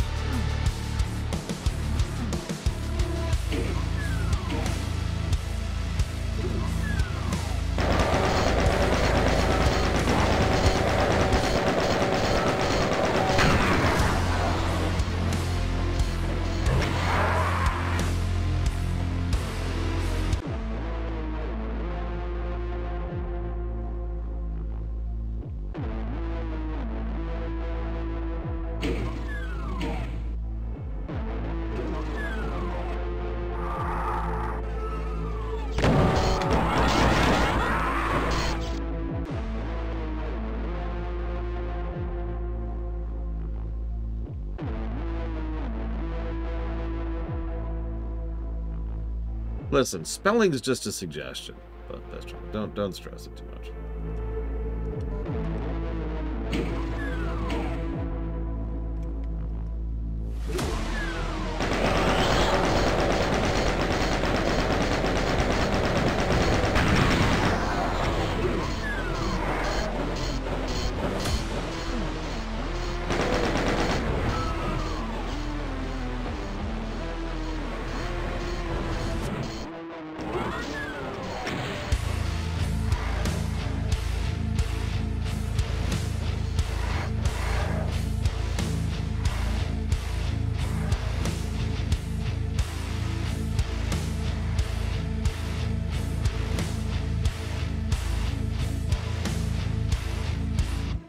Thank you for being part of the show, Lord Harriman.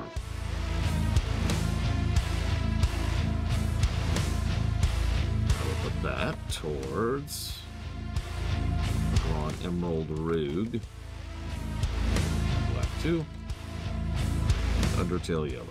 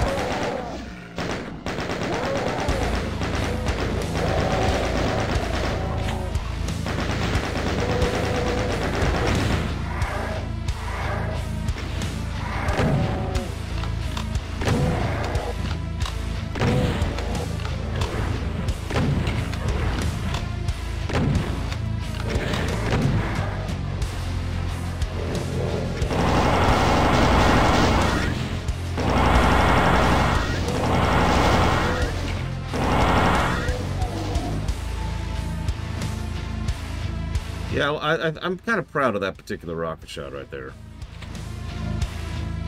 A little bit. A little bit.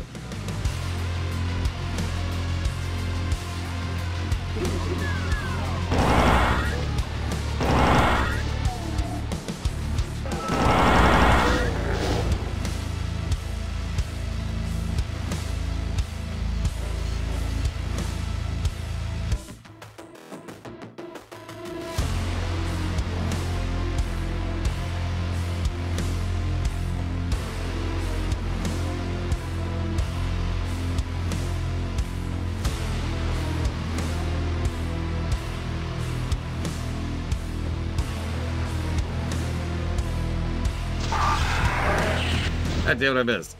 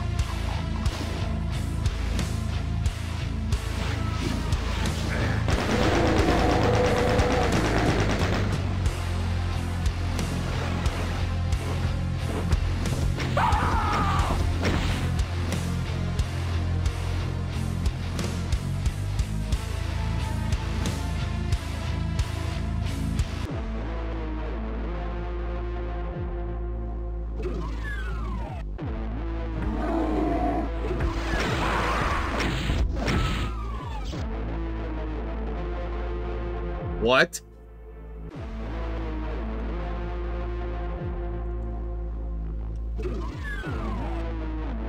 A generic fantasy enemy that is obligatory. Bandits. Okay, so there's 2 cyber demons on this level.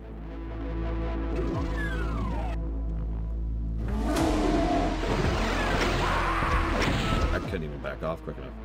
I literally couldn't even back off quick enough.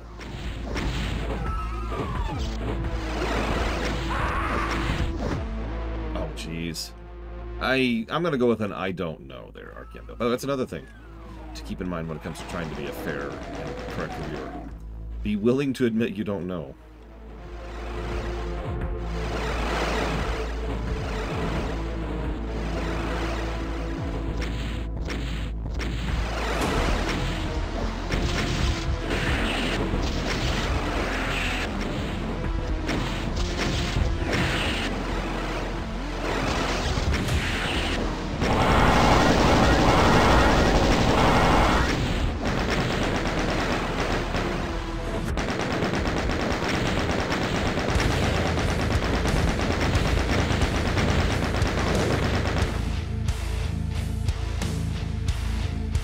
Okay, so there's only one cyber demon. He just had a frickin' teleporter. I can tell you one thing from memory, actually, Arcando. One of the very, very minor complaints about this game I have, it's so minor I'm not even going to give a negative, is it takes a moment to switch weapons. Which I know it sounds like a minor thing, but in Doom 4 and Doom 5, you're encouraged to essentially multi-weapon against certain enemies. Because you can swap weapons so fast that you can do so in mid-attack or in mid-animation.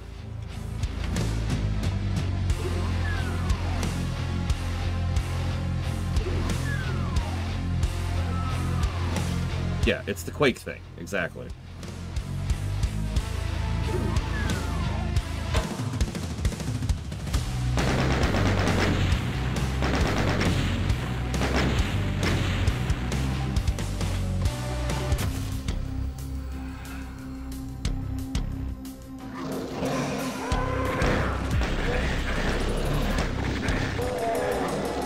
I am just bone dry on ammo here.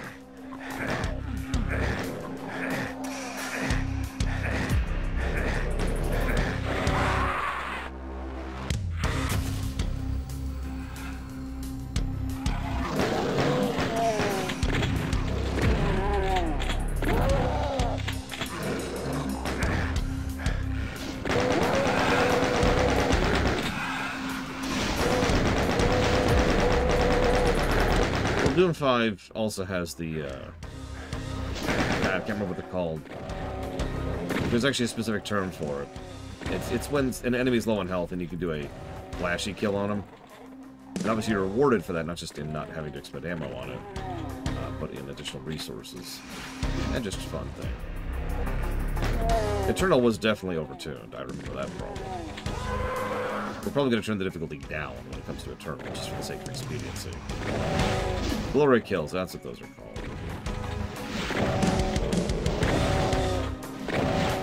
You know, like in God of War.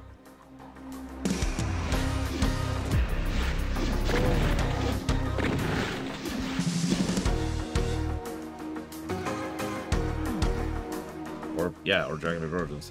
Like I said, it's a semi-common thing in games. Devil May Cry tends to have that kind of thing to it.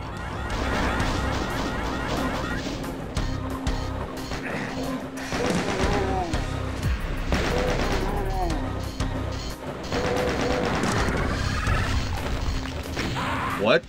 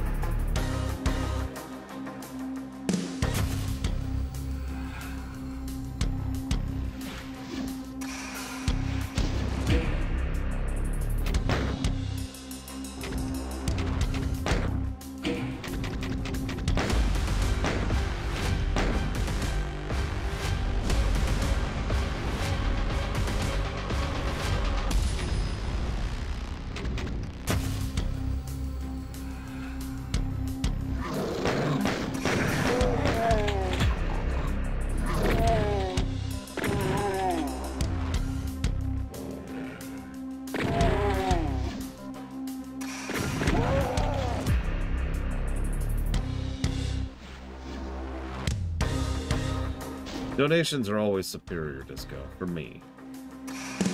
Subs are generally superior for you, since you get a benefit out of them. Removal of ads. Since before you ask, no, I have no power to remove ads, otherwise I could do so.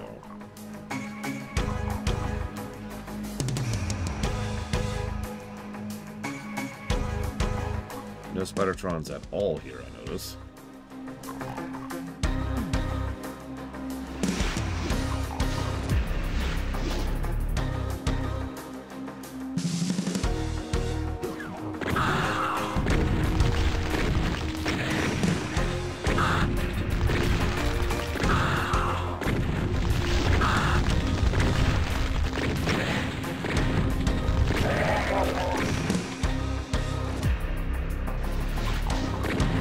Luck, maybe, Lord Harrowmont? Or just a good anti-ad blocker. Or maybe it's because you're in Europe.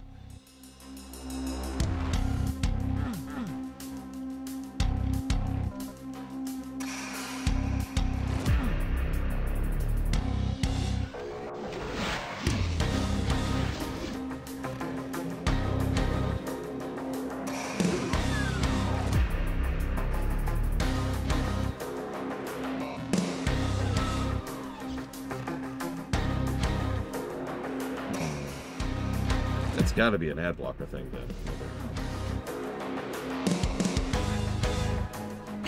Good afternoon, Evo. Welcome to my eternal shame.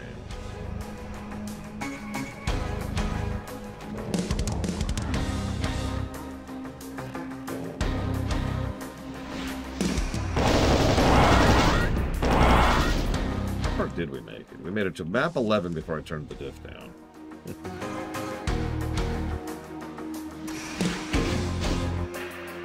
I could go on a rant for quite a while about ads, but all I'll say is that I did a study in high school about how ads were ineffective and a colossal waste of time and money.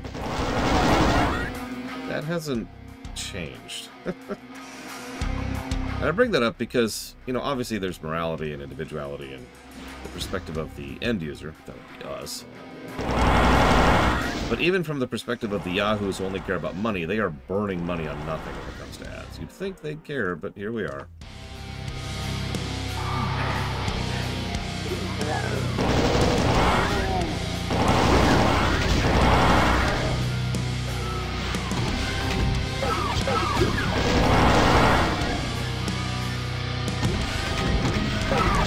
Yes, true to form.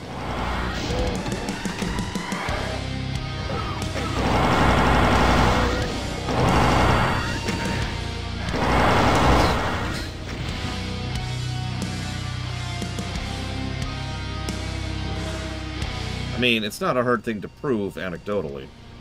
Just think about the last time you bought something because of an ad. If you even can.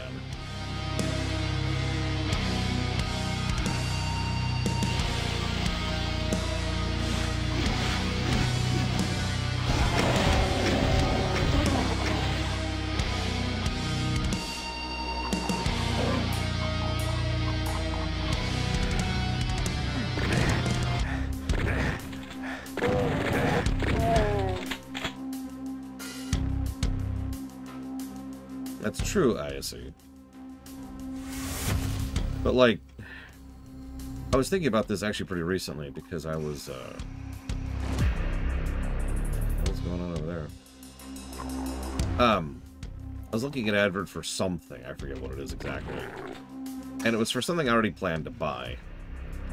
And as I was staring at it, I just found myself thinking, you know, someone somewhere's going to think that I bought this game because I saw this ad for it. Even though I had already planned to buy it. And I wondered how much, like, invalid data there was about stuff like that. Trailers are different. As weird as that sounds. Well, trailers are definitely advertising. Okay, this is time. Yeah, you know what I mean when I say ads, right? Ads are kind of their own animal.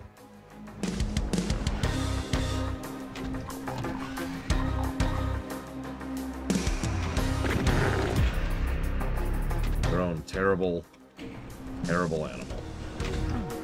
Can I go down, please?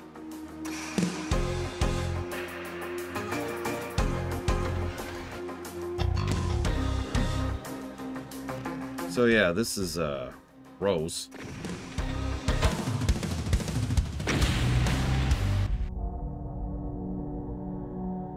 You have won! Your victory has enabled humankind to evacuate Earth and escape the nightmare.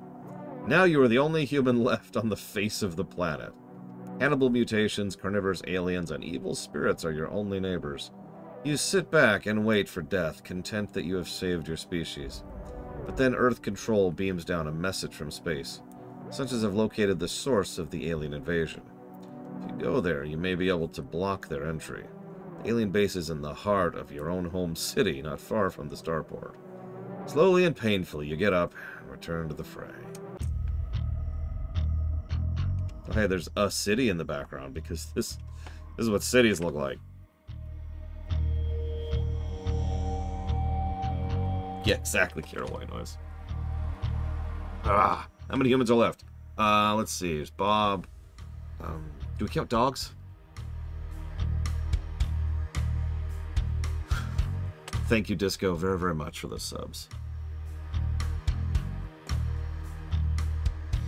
I don't know if you remember this, Mr. Red, but one of the things I praised so much in Head-On was specifically the brickwork. The extensive usage of actually making stuff look like the places it was intended to be, like the mansion or the mountain or the caves or the hellish, you know, front lines of the approach, or even the ship level. Excuse me. That is true, Archeon Vale. Be some kind of chrono trigger for that. Anyway, so. Sorry, I'm being mean. I apologize. All I'm trying to say is that I'm probably not going to give a brickwork positive to this game, unlike Doom 1. That's really all I'm saying. And if you're wondering why, here's your answer. So, characterization for Doom Guy.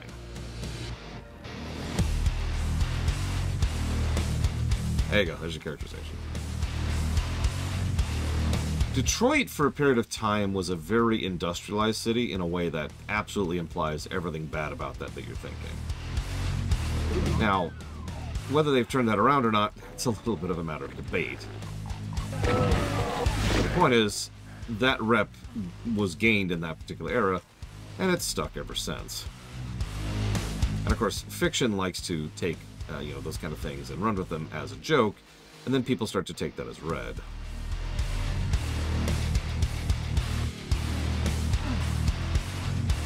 Hence the, you know, take him to Detroit. No! No! Not Detroit!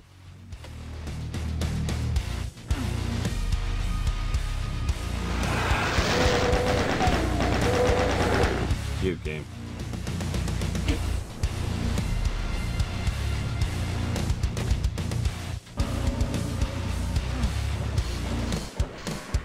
I hear you over there, you jackass.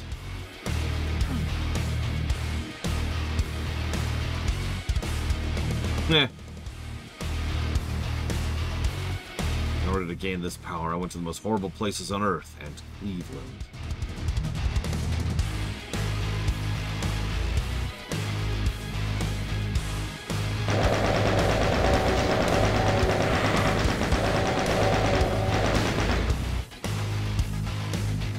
I just noticed I don't have my super at the moment.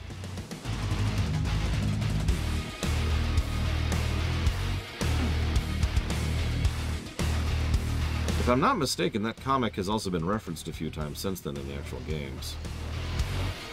And of course, Doom 2016, aka Doom 4, gave quite a fair amount of characterization to Doom Guy. It's one of the things most people praised about that game.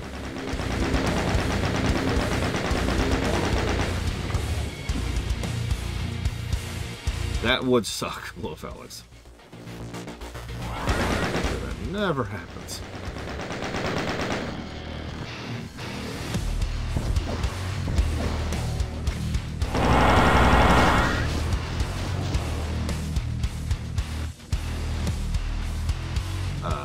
Outlaws. Oh, Star Wars Outlaws. Right. Star Wars Outlaws. Second streamability check on Red Alert 2. Done. Still doesn't work. I checked it the moment they came out. Sorry. Oh, regular Outlaws. What's regular Outlaws? Is it already on the list?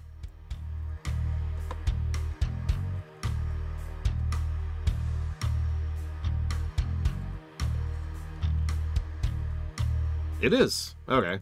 Well, you still got to pick 2 more things, though, Disco.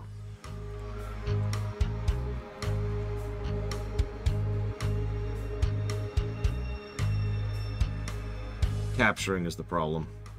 There are, let's put it this way, there are ways to voodoo getting the CNC games streamable.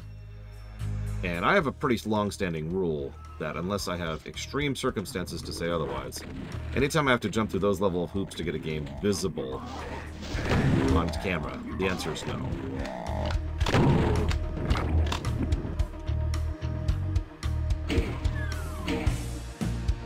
See, they should have just gone with brown castles. That would have been great. Can't go wrong with brown castles.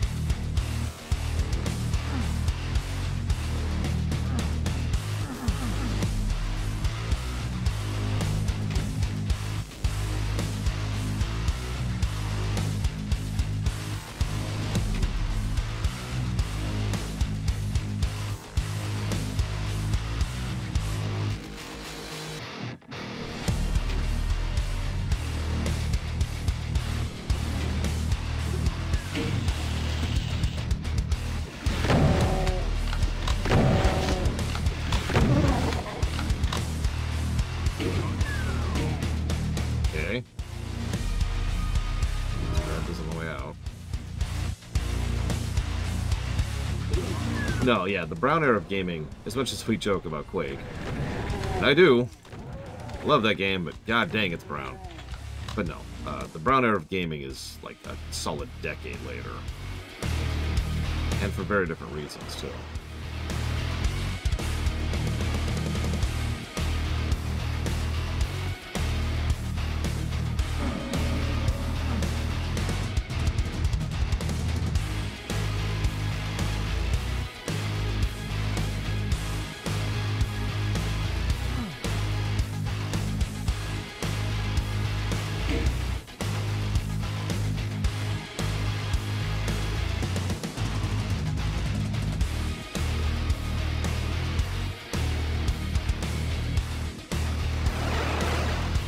Yeah, again, this is 1994. Think about Super Metroid. Think about Chrono Trigger.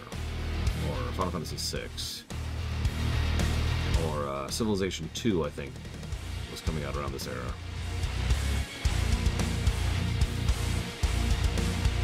We had plenty of color in gaming back then.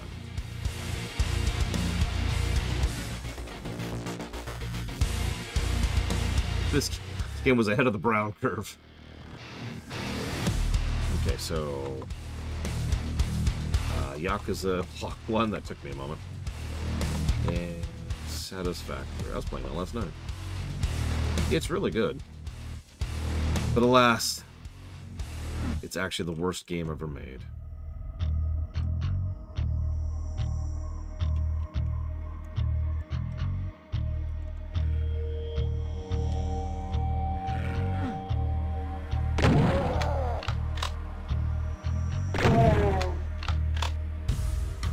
Well, there's a friend of mine, Evo, and that friend absolutely despises me, of course, but also, completely unrelated to that, Satisfactory. Yeah, there we go.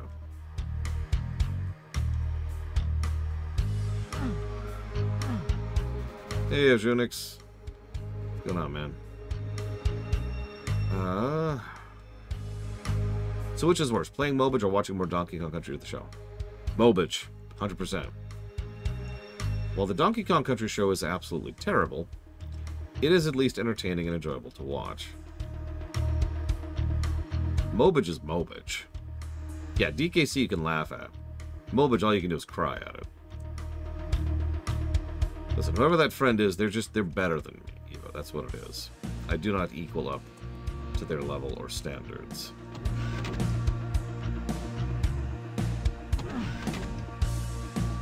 Okay. And thank you for the sub, Ojonix.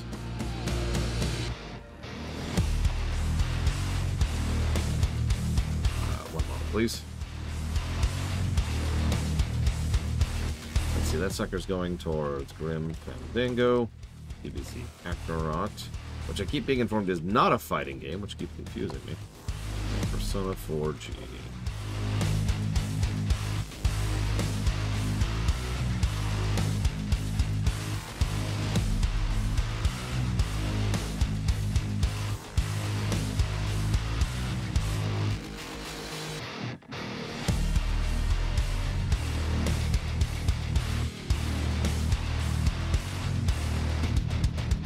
That's a good point, Blue Up Alex. And for all my venom I spit at the DKC show, I actually agree that a lot of the songs are surprisingly good. Everyone memes on the coconut cream pies, but there's a lot of songs in that show. There are, in fact, 2 per episode.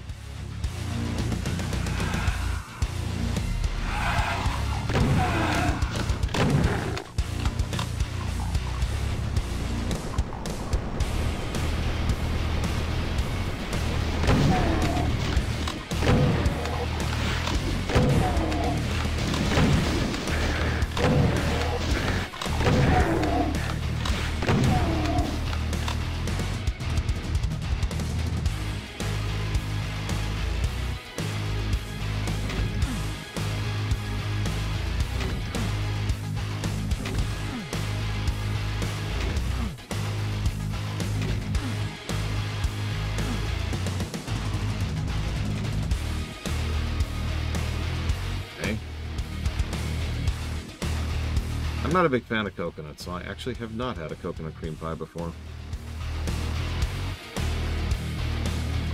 Anybody in chat ever had coconut cream pie? Ow!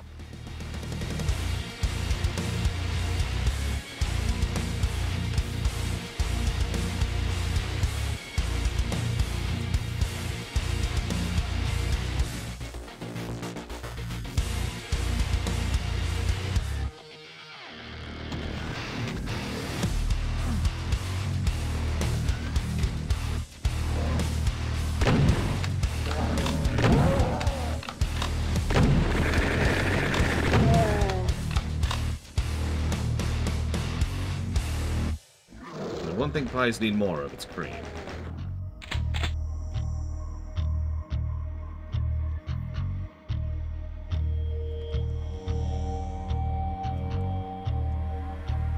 Yeah, Arcanville. Would you believe that used to be a fairly common occurrence? Hasn't been for a while. I don't really know what the shift is, but... Oh my god, where is this stupid key?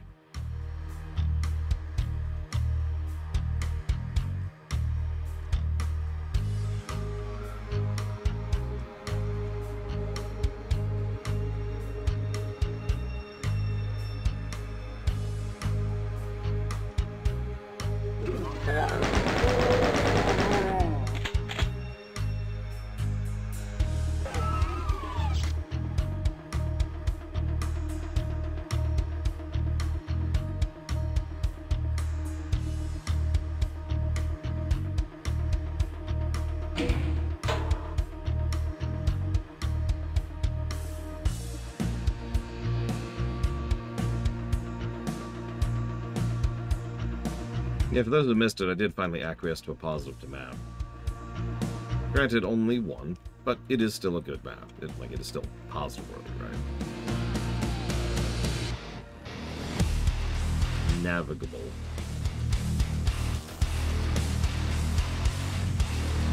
Do I seriously have to go through here to get out?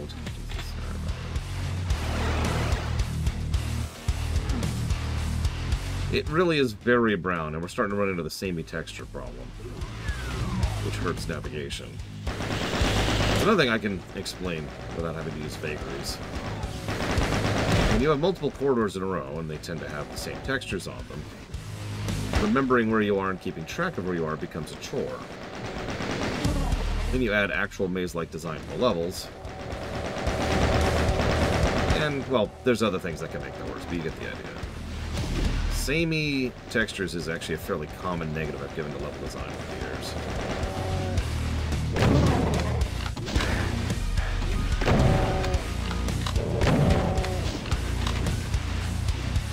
Exactly.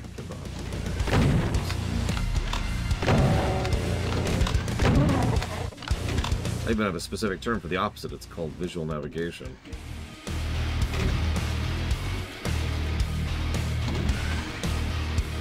Plutonia, also known as Doom Chain Gunner. Sorry.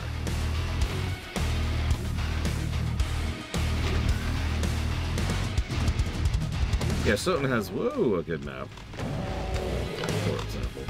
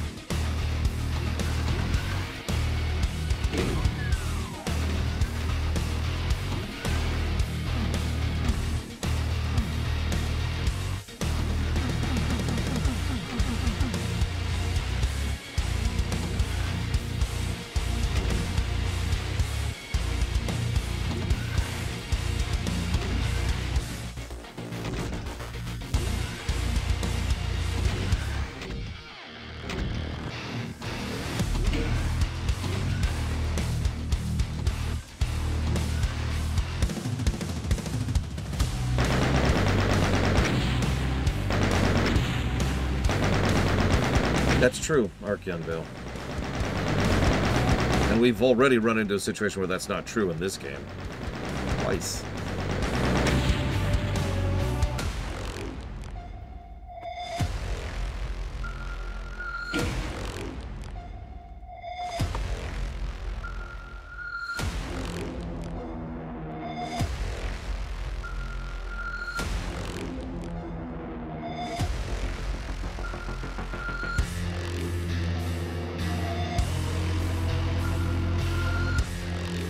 Yeah, we've been getting a lot of kill completes, kind of on accident. Ah, yes, downtown Detroit. This is exactly how I remember Detroit looking, right here.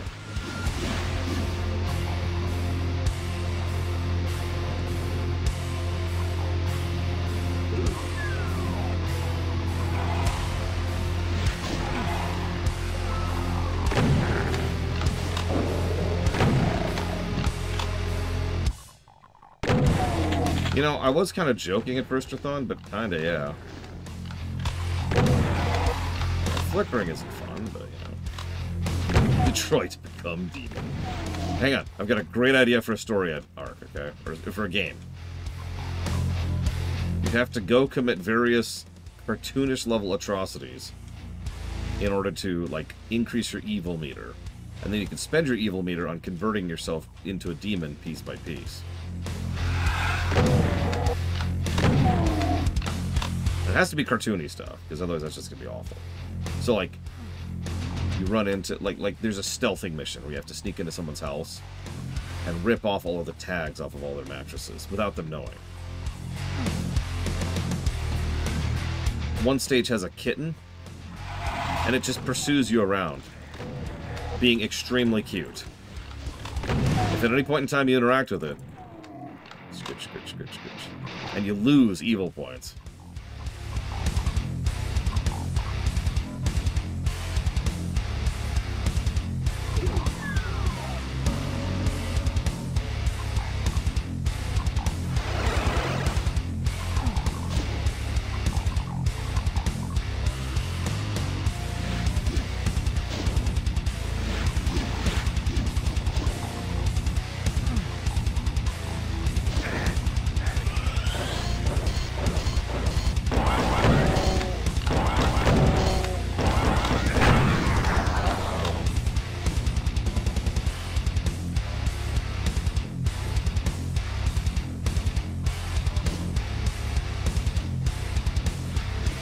There's an upgrade you can get one of the levels. It's a puppy. The puppy is extremely loyal, warns you of nearby enemies, regularly gets you health upgrades or other items. It's just generally like a huge, massive upgrade. However, for every, like, X amount of time or interactions with the puppy, you lose evil points and become less and less of a demon.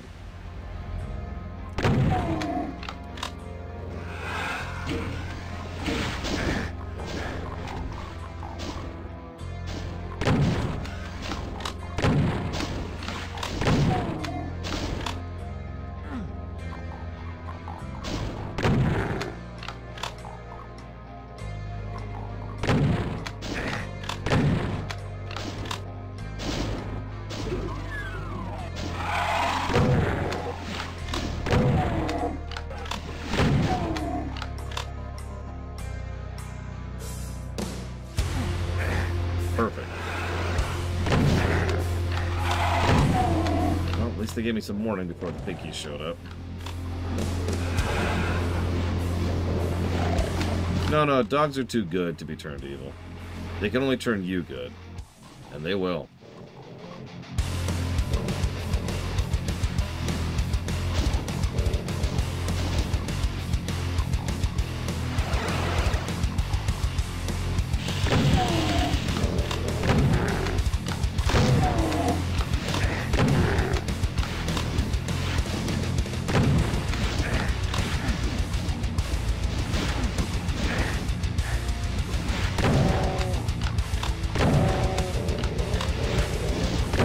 The bigger maps. Let's see. How do I say that they're the worst maps ever made in the history of human existence? That Hitler himself rose from the grave to make these maps in order to torture humans into subjugation so that he might return in the demonic form that he himself has constructed from the remains of the tears of the players who played them.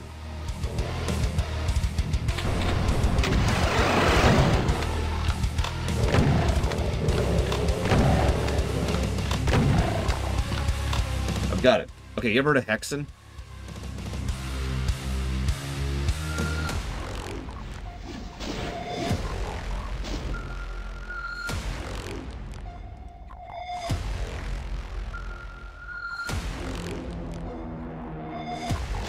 I'm actually pretty sure I've played Hexen or Heretic, and I'm not sure which it is.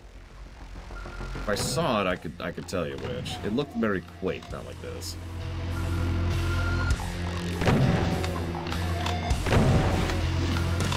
Might have played both, I don't know. I played a lot back in the day. I know I didn't stick with them.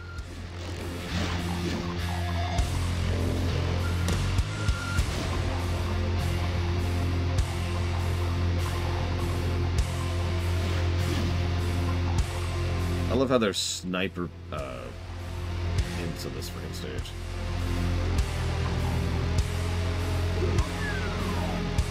That is a good question, Mr. Red. Hang on.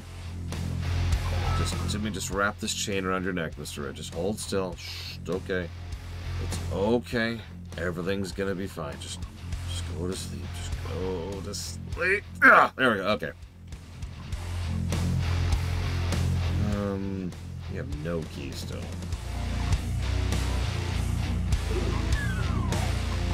Hey, Spartan.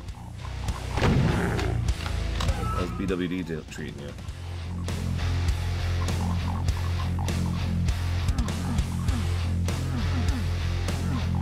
Make the wall really quick here.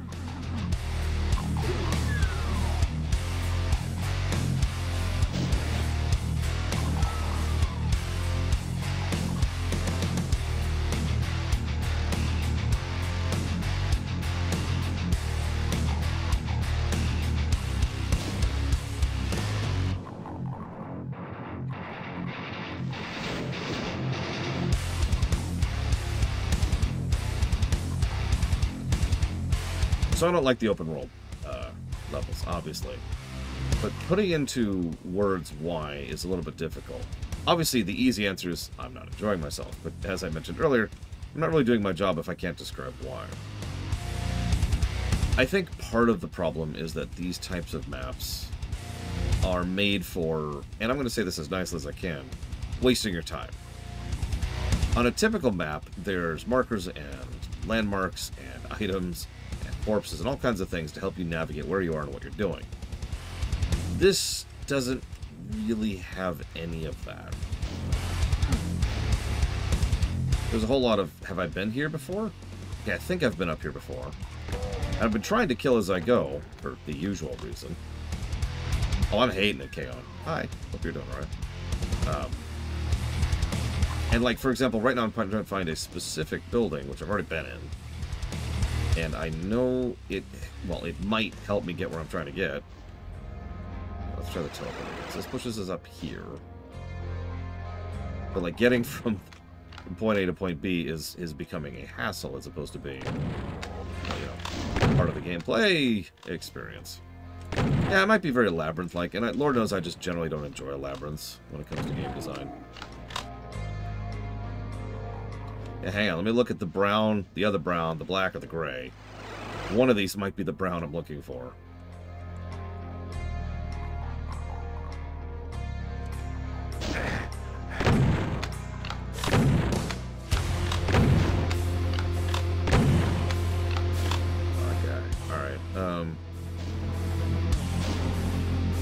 Which one, Spartan? I've shown you several at this point. Okay, so that's where that is. Like, I have a hard time even getting my bearings on this map. And I guess there's one other thing I don't like about these type of maps. This is more of a personal thing, though. There's no objective. I'm not here to try to accomplish anything. I'm just roaming.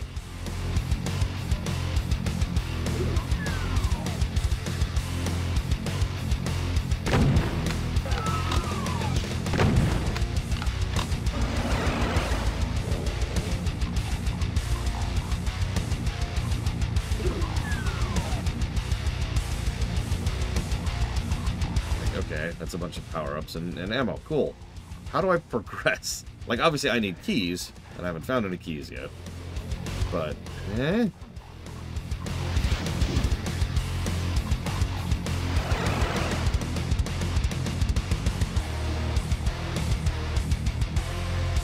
Actually, yeah. Having a... Again, this is more of a preference thing, but having a clearly defined goal is kind of important to me as a player. How many times have we played a game, and there's been several over the years, where I've actually said something along the lines of, what have we been doing? Or, I don't know what I'm trying to accomplish right now.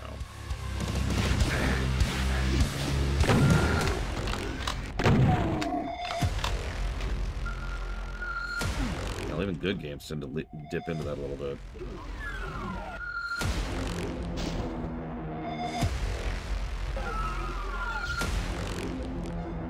We've almost killed all the enemies on the map. So, map 13. Alright, I'm ready. I'm ready, Mr. Red. Let's do it. Let's hear it. You think universal healthcare sucks, and only rich people deserve healthcare. Well, that is a very British attitude to have. I don't blame you for that. What's the name of this map? Okay, I heard I lost it. 13. Where the hell am I going?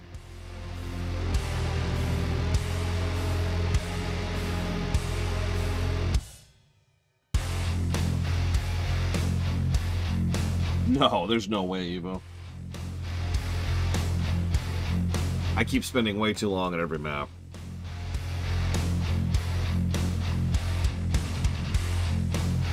I mean, speaking as someone who wasn't as positive about Head-On as you, Mr. Red, I agree. I was actually thinking about that exact comparison. There were a few times I was lost and turned around and frustrated in Head-On, and I'm not going to lie or deny that. But...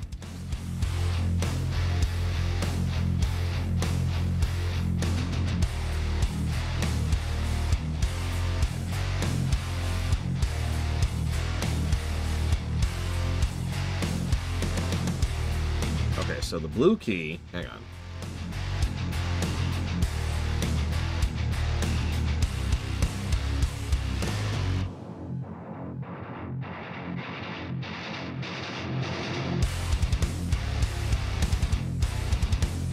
Okay.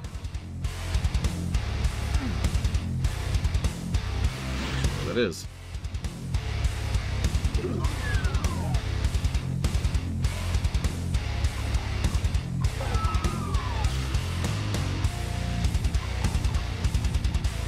That sounds terrible, Archaeophyte. Like, hang on. Hang on. Hang on. Hang on. Hang on. Hang on. Hang on. There's the shotgun I wanted. That sounds awful.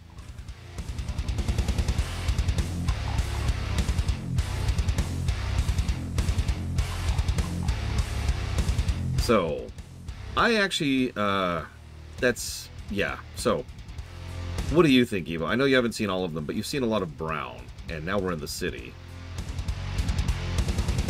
Which is not great. Okay, so this is going up. This is good. This is good. This is what we want. Up we go, please. Up. Thank you. Jesus, that sounds so awful, Archaeophyte. Okay, I think the mistake I made last time was I went through that teleporter. So we're going to go down. And then over here. And just... I mean, I'm sorry. I know this is a small corridor, but this corridor right here gets across everything I have against the brickwork of this game in a nutshell. Please do me a favor and look at this for a second. Really soak that in.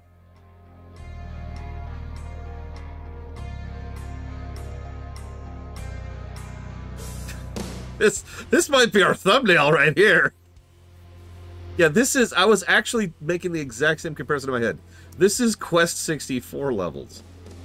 The difference is Quest 64 usually doesn't even have textures because it just has the... what do you call that? The colored polygons thing.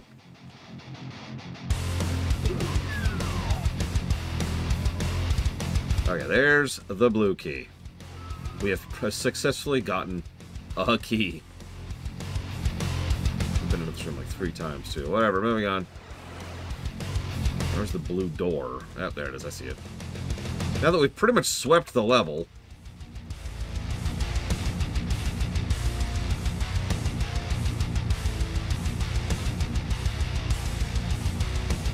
How do I...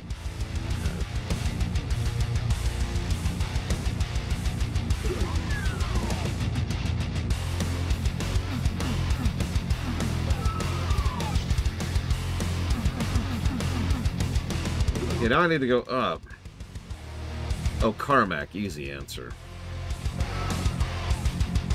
Now, this is a statement of ignorance, but it would be my opinion if you put a gun to my head and said, which one's more important? I would immediately say that it was Carmack, because Carmack is the reason the game is so well programmed, designed, coded, etc., which is then immediately why it is so modded. Let's be clear, the modding is the important part for long-term sustainability. Regardless of review, regardless of opinion, the mod community is what has given this game, these games, life. Okay, it's this one.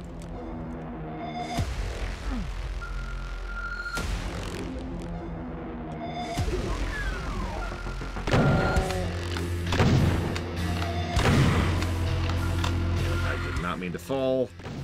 That sucks.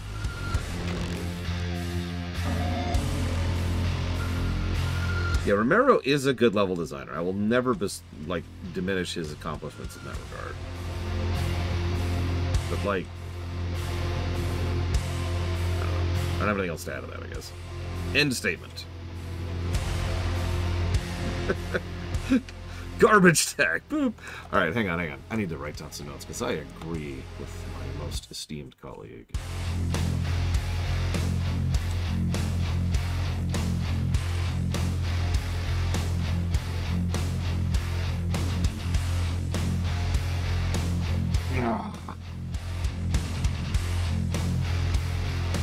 Honestly, I'm with you, Arspruce. This level might actually be the worst level so far.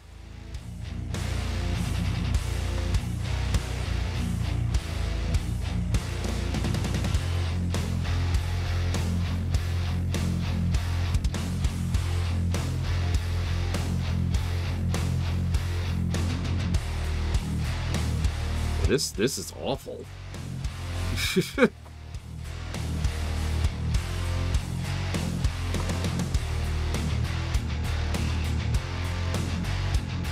I mean, stick with what you're good at, I guess, Plutonia.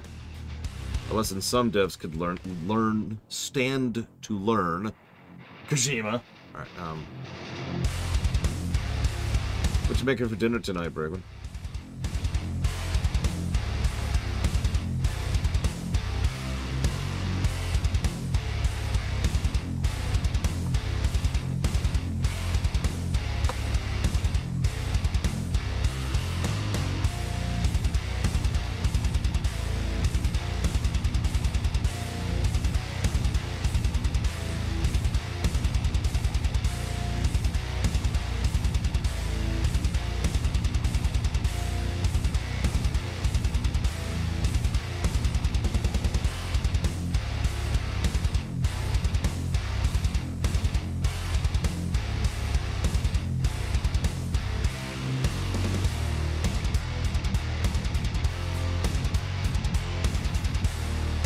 Okay, sorry, just typing up some thoughts there. Oh, hello. Can I help you? Jesus. So there's the red key. Oh, that sounds good, very good. Especially the onions. Onions for life! Sorry.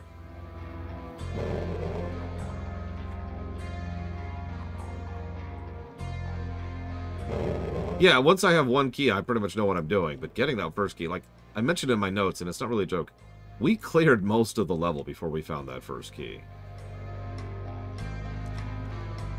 There's the red door.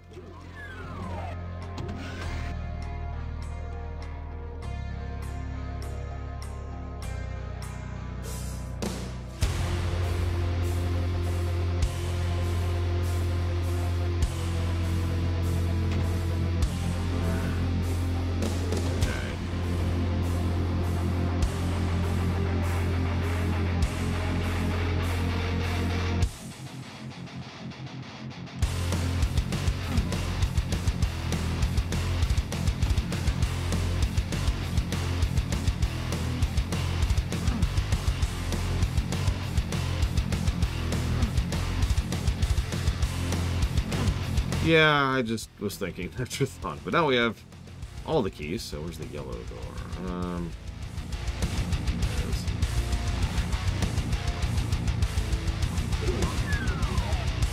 And we're done. Jesus, that was pathetic. What? Yeah, I was gonna say 2 minutes and 30 par there. No, we have not actually cheated yet, I see, and we probably won't. Oh, that was awful.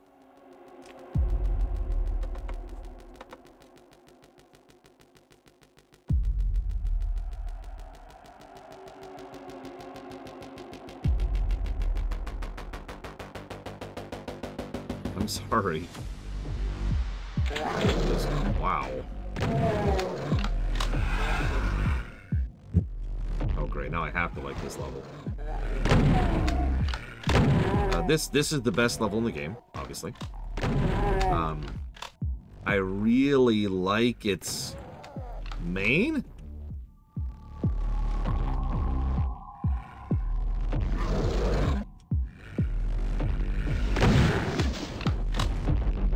Nobody in chat's gonna get that reference.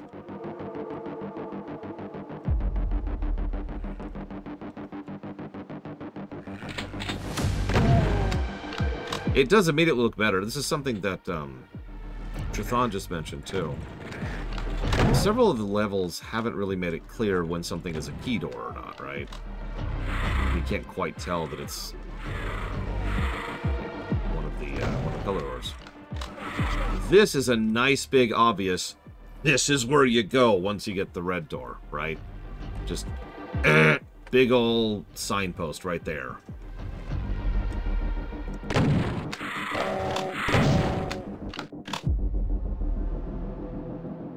Who did Map 13? I know we know. Like, I know we have info on that. So who did Map 13?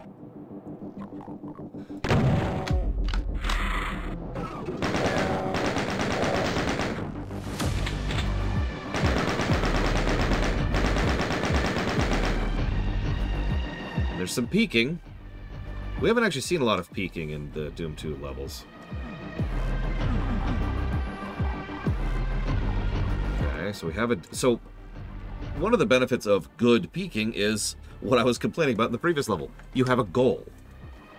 I have a goal, and that goal is getting over there and getting that key.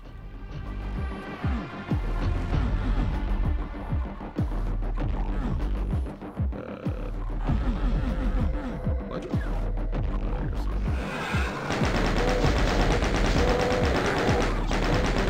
Alright, listen, Mr. Peterson.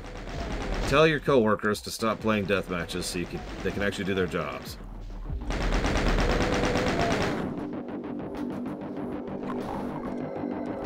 Actually, yeah. That would have been classic peeking. Hey, the blue key's over here. Oh, okay. That's my destination.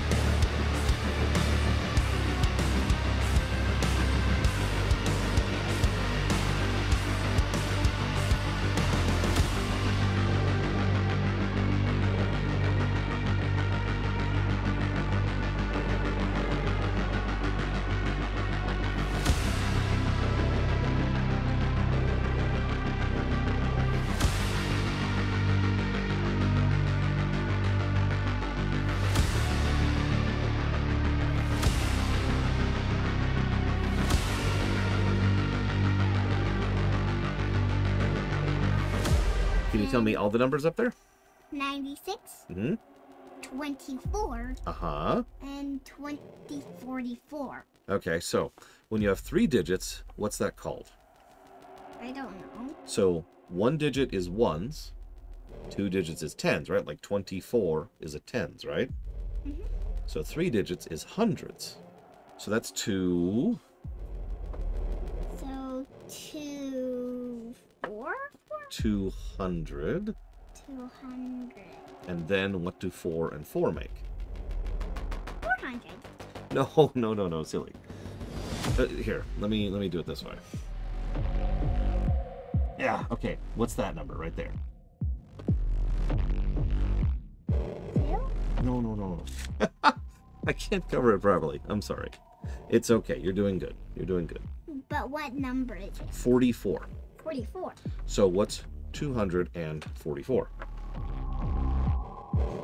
244. That's right. It was a trick question. You're so good. That's a hard question. That's okay. I will not tickle you. No, God, no! Why are you tickling me? Ugh. Heel hug. Oh, Heel thank you. backwards hug. Backwards hug. Why do I get a backwards hug? Because I love backwards hugs. Okay. Backwards chair hug. Okay, I accept that. So we should probably go up and get dinner then, shouldn't we? Uh-huh. So can you say bye stream? Bye stream. We'll be on tomorrow. Bye stream. Bye stream.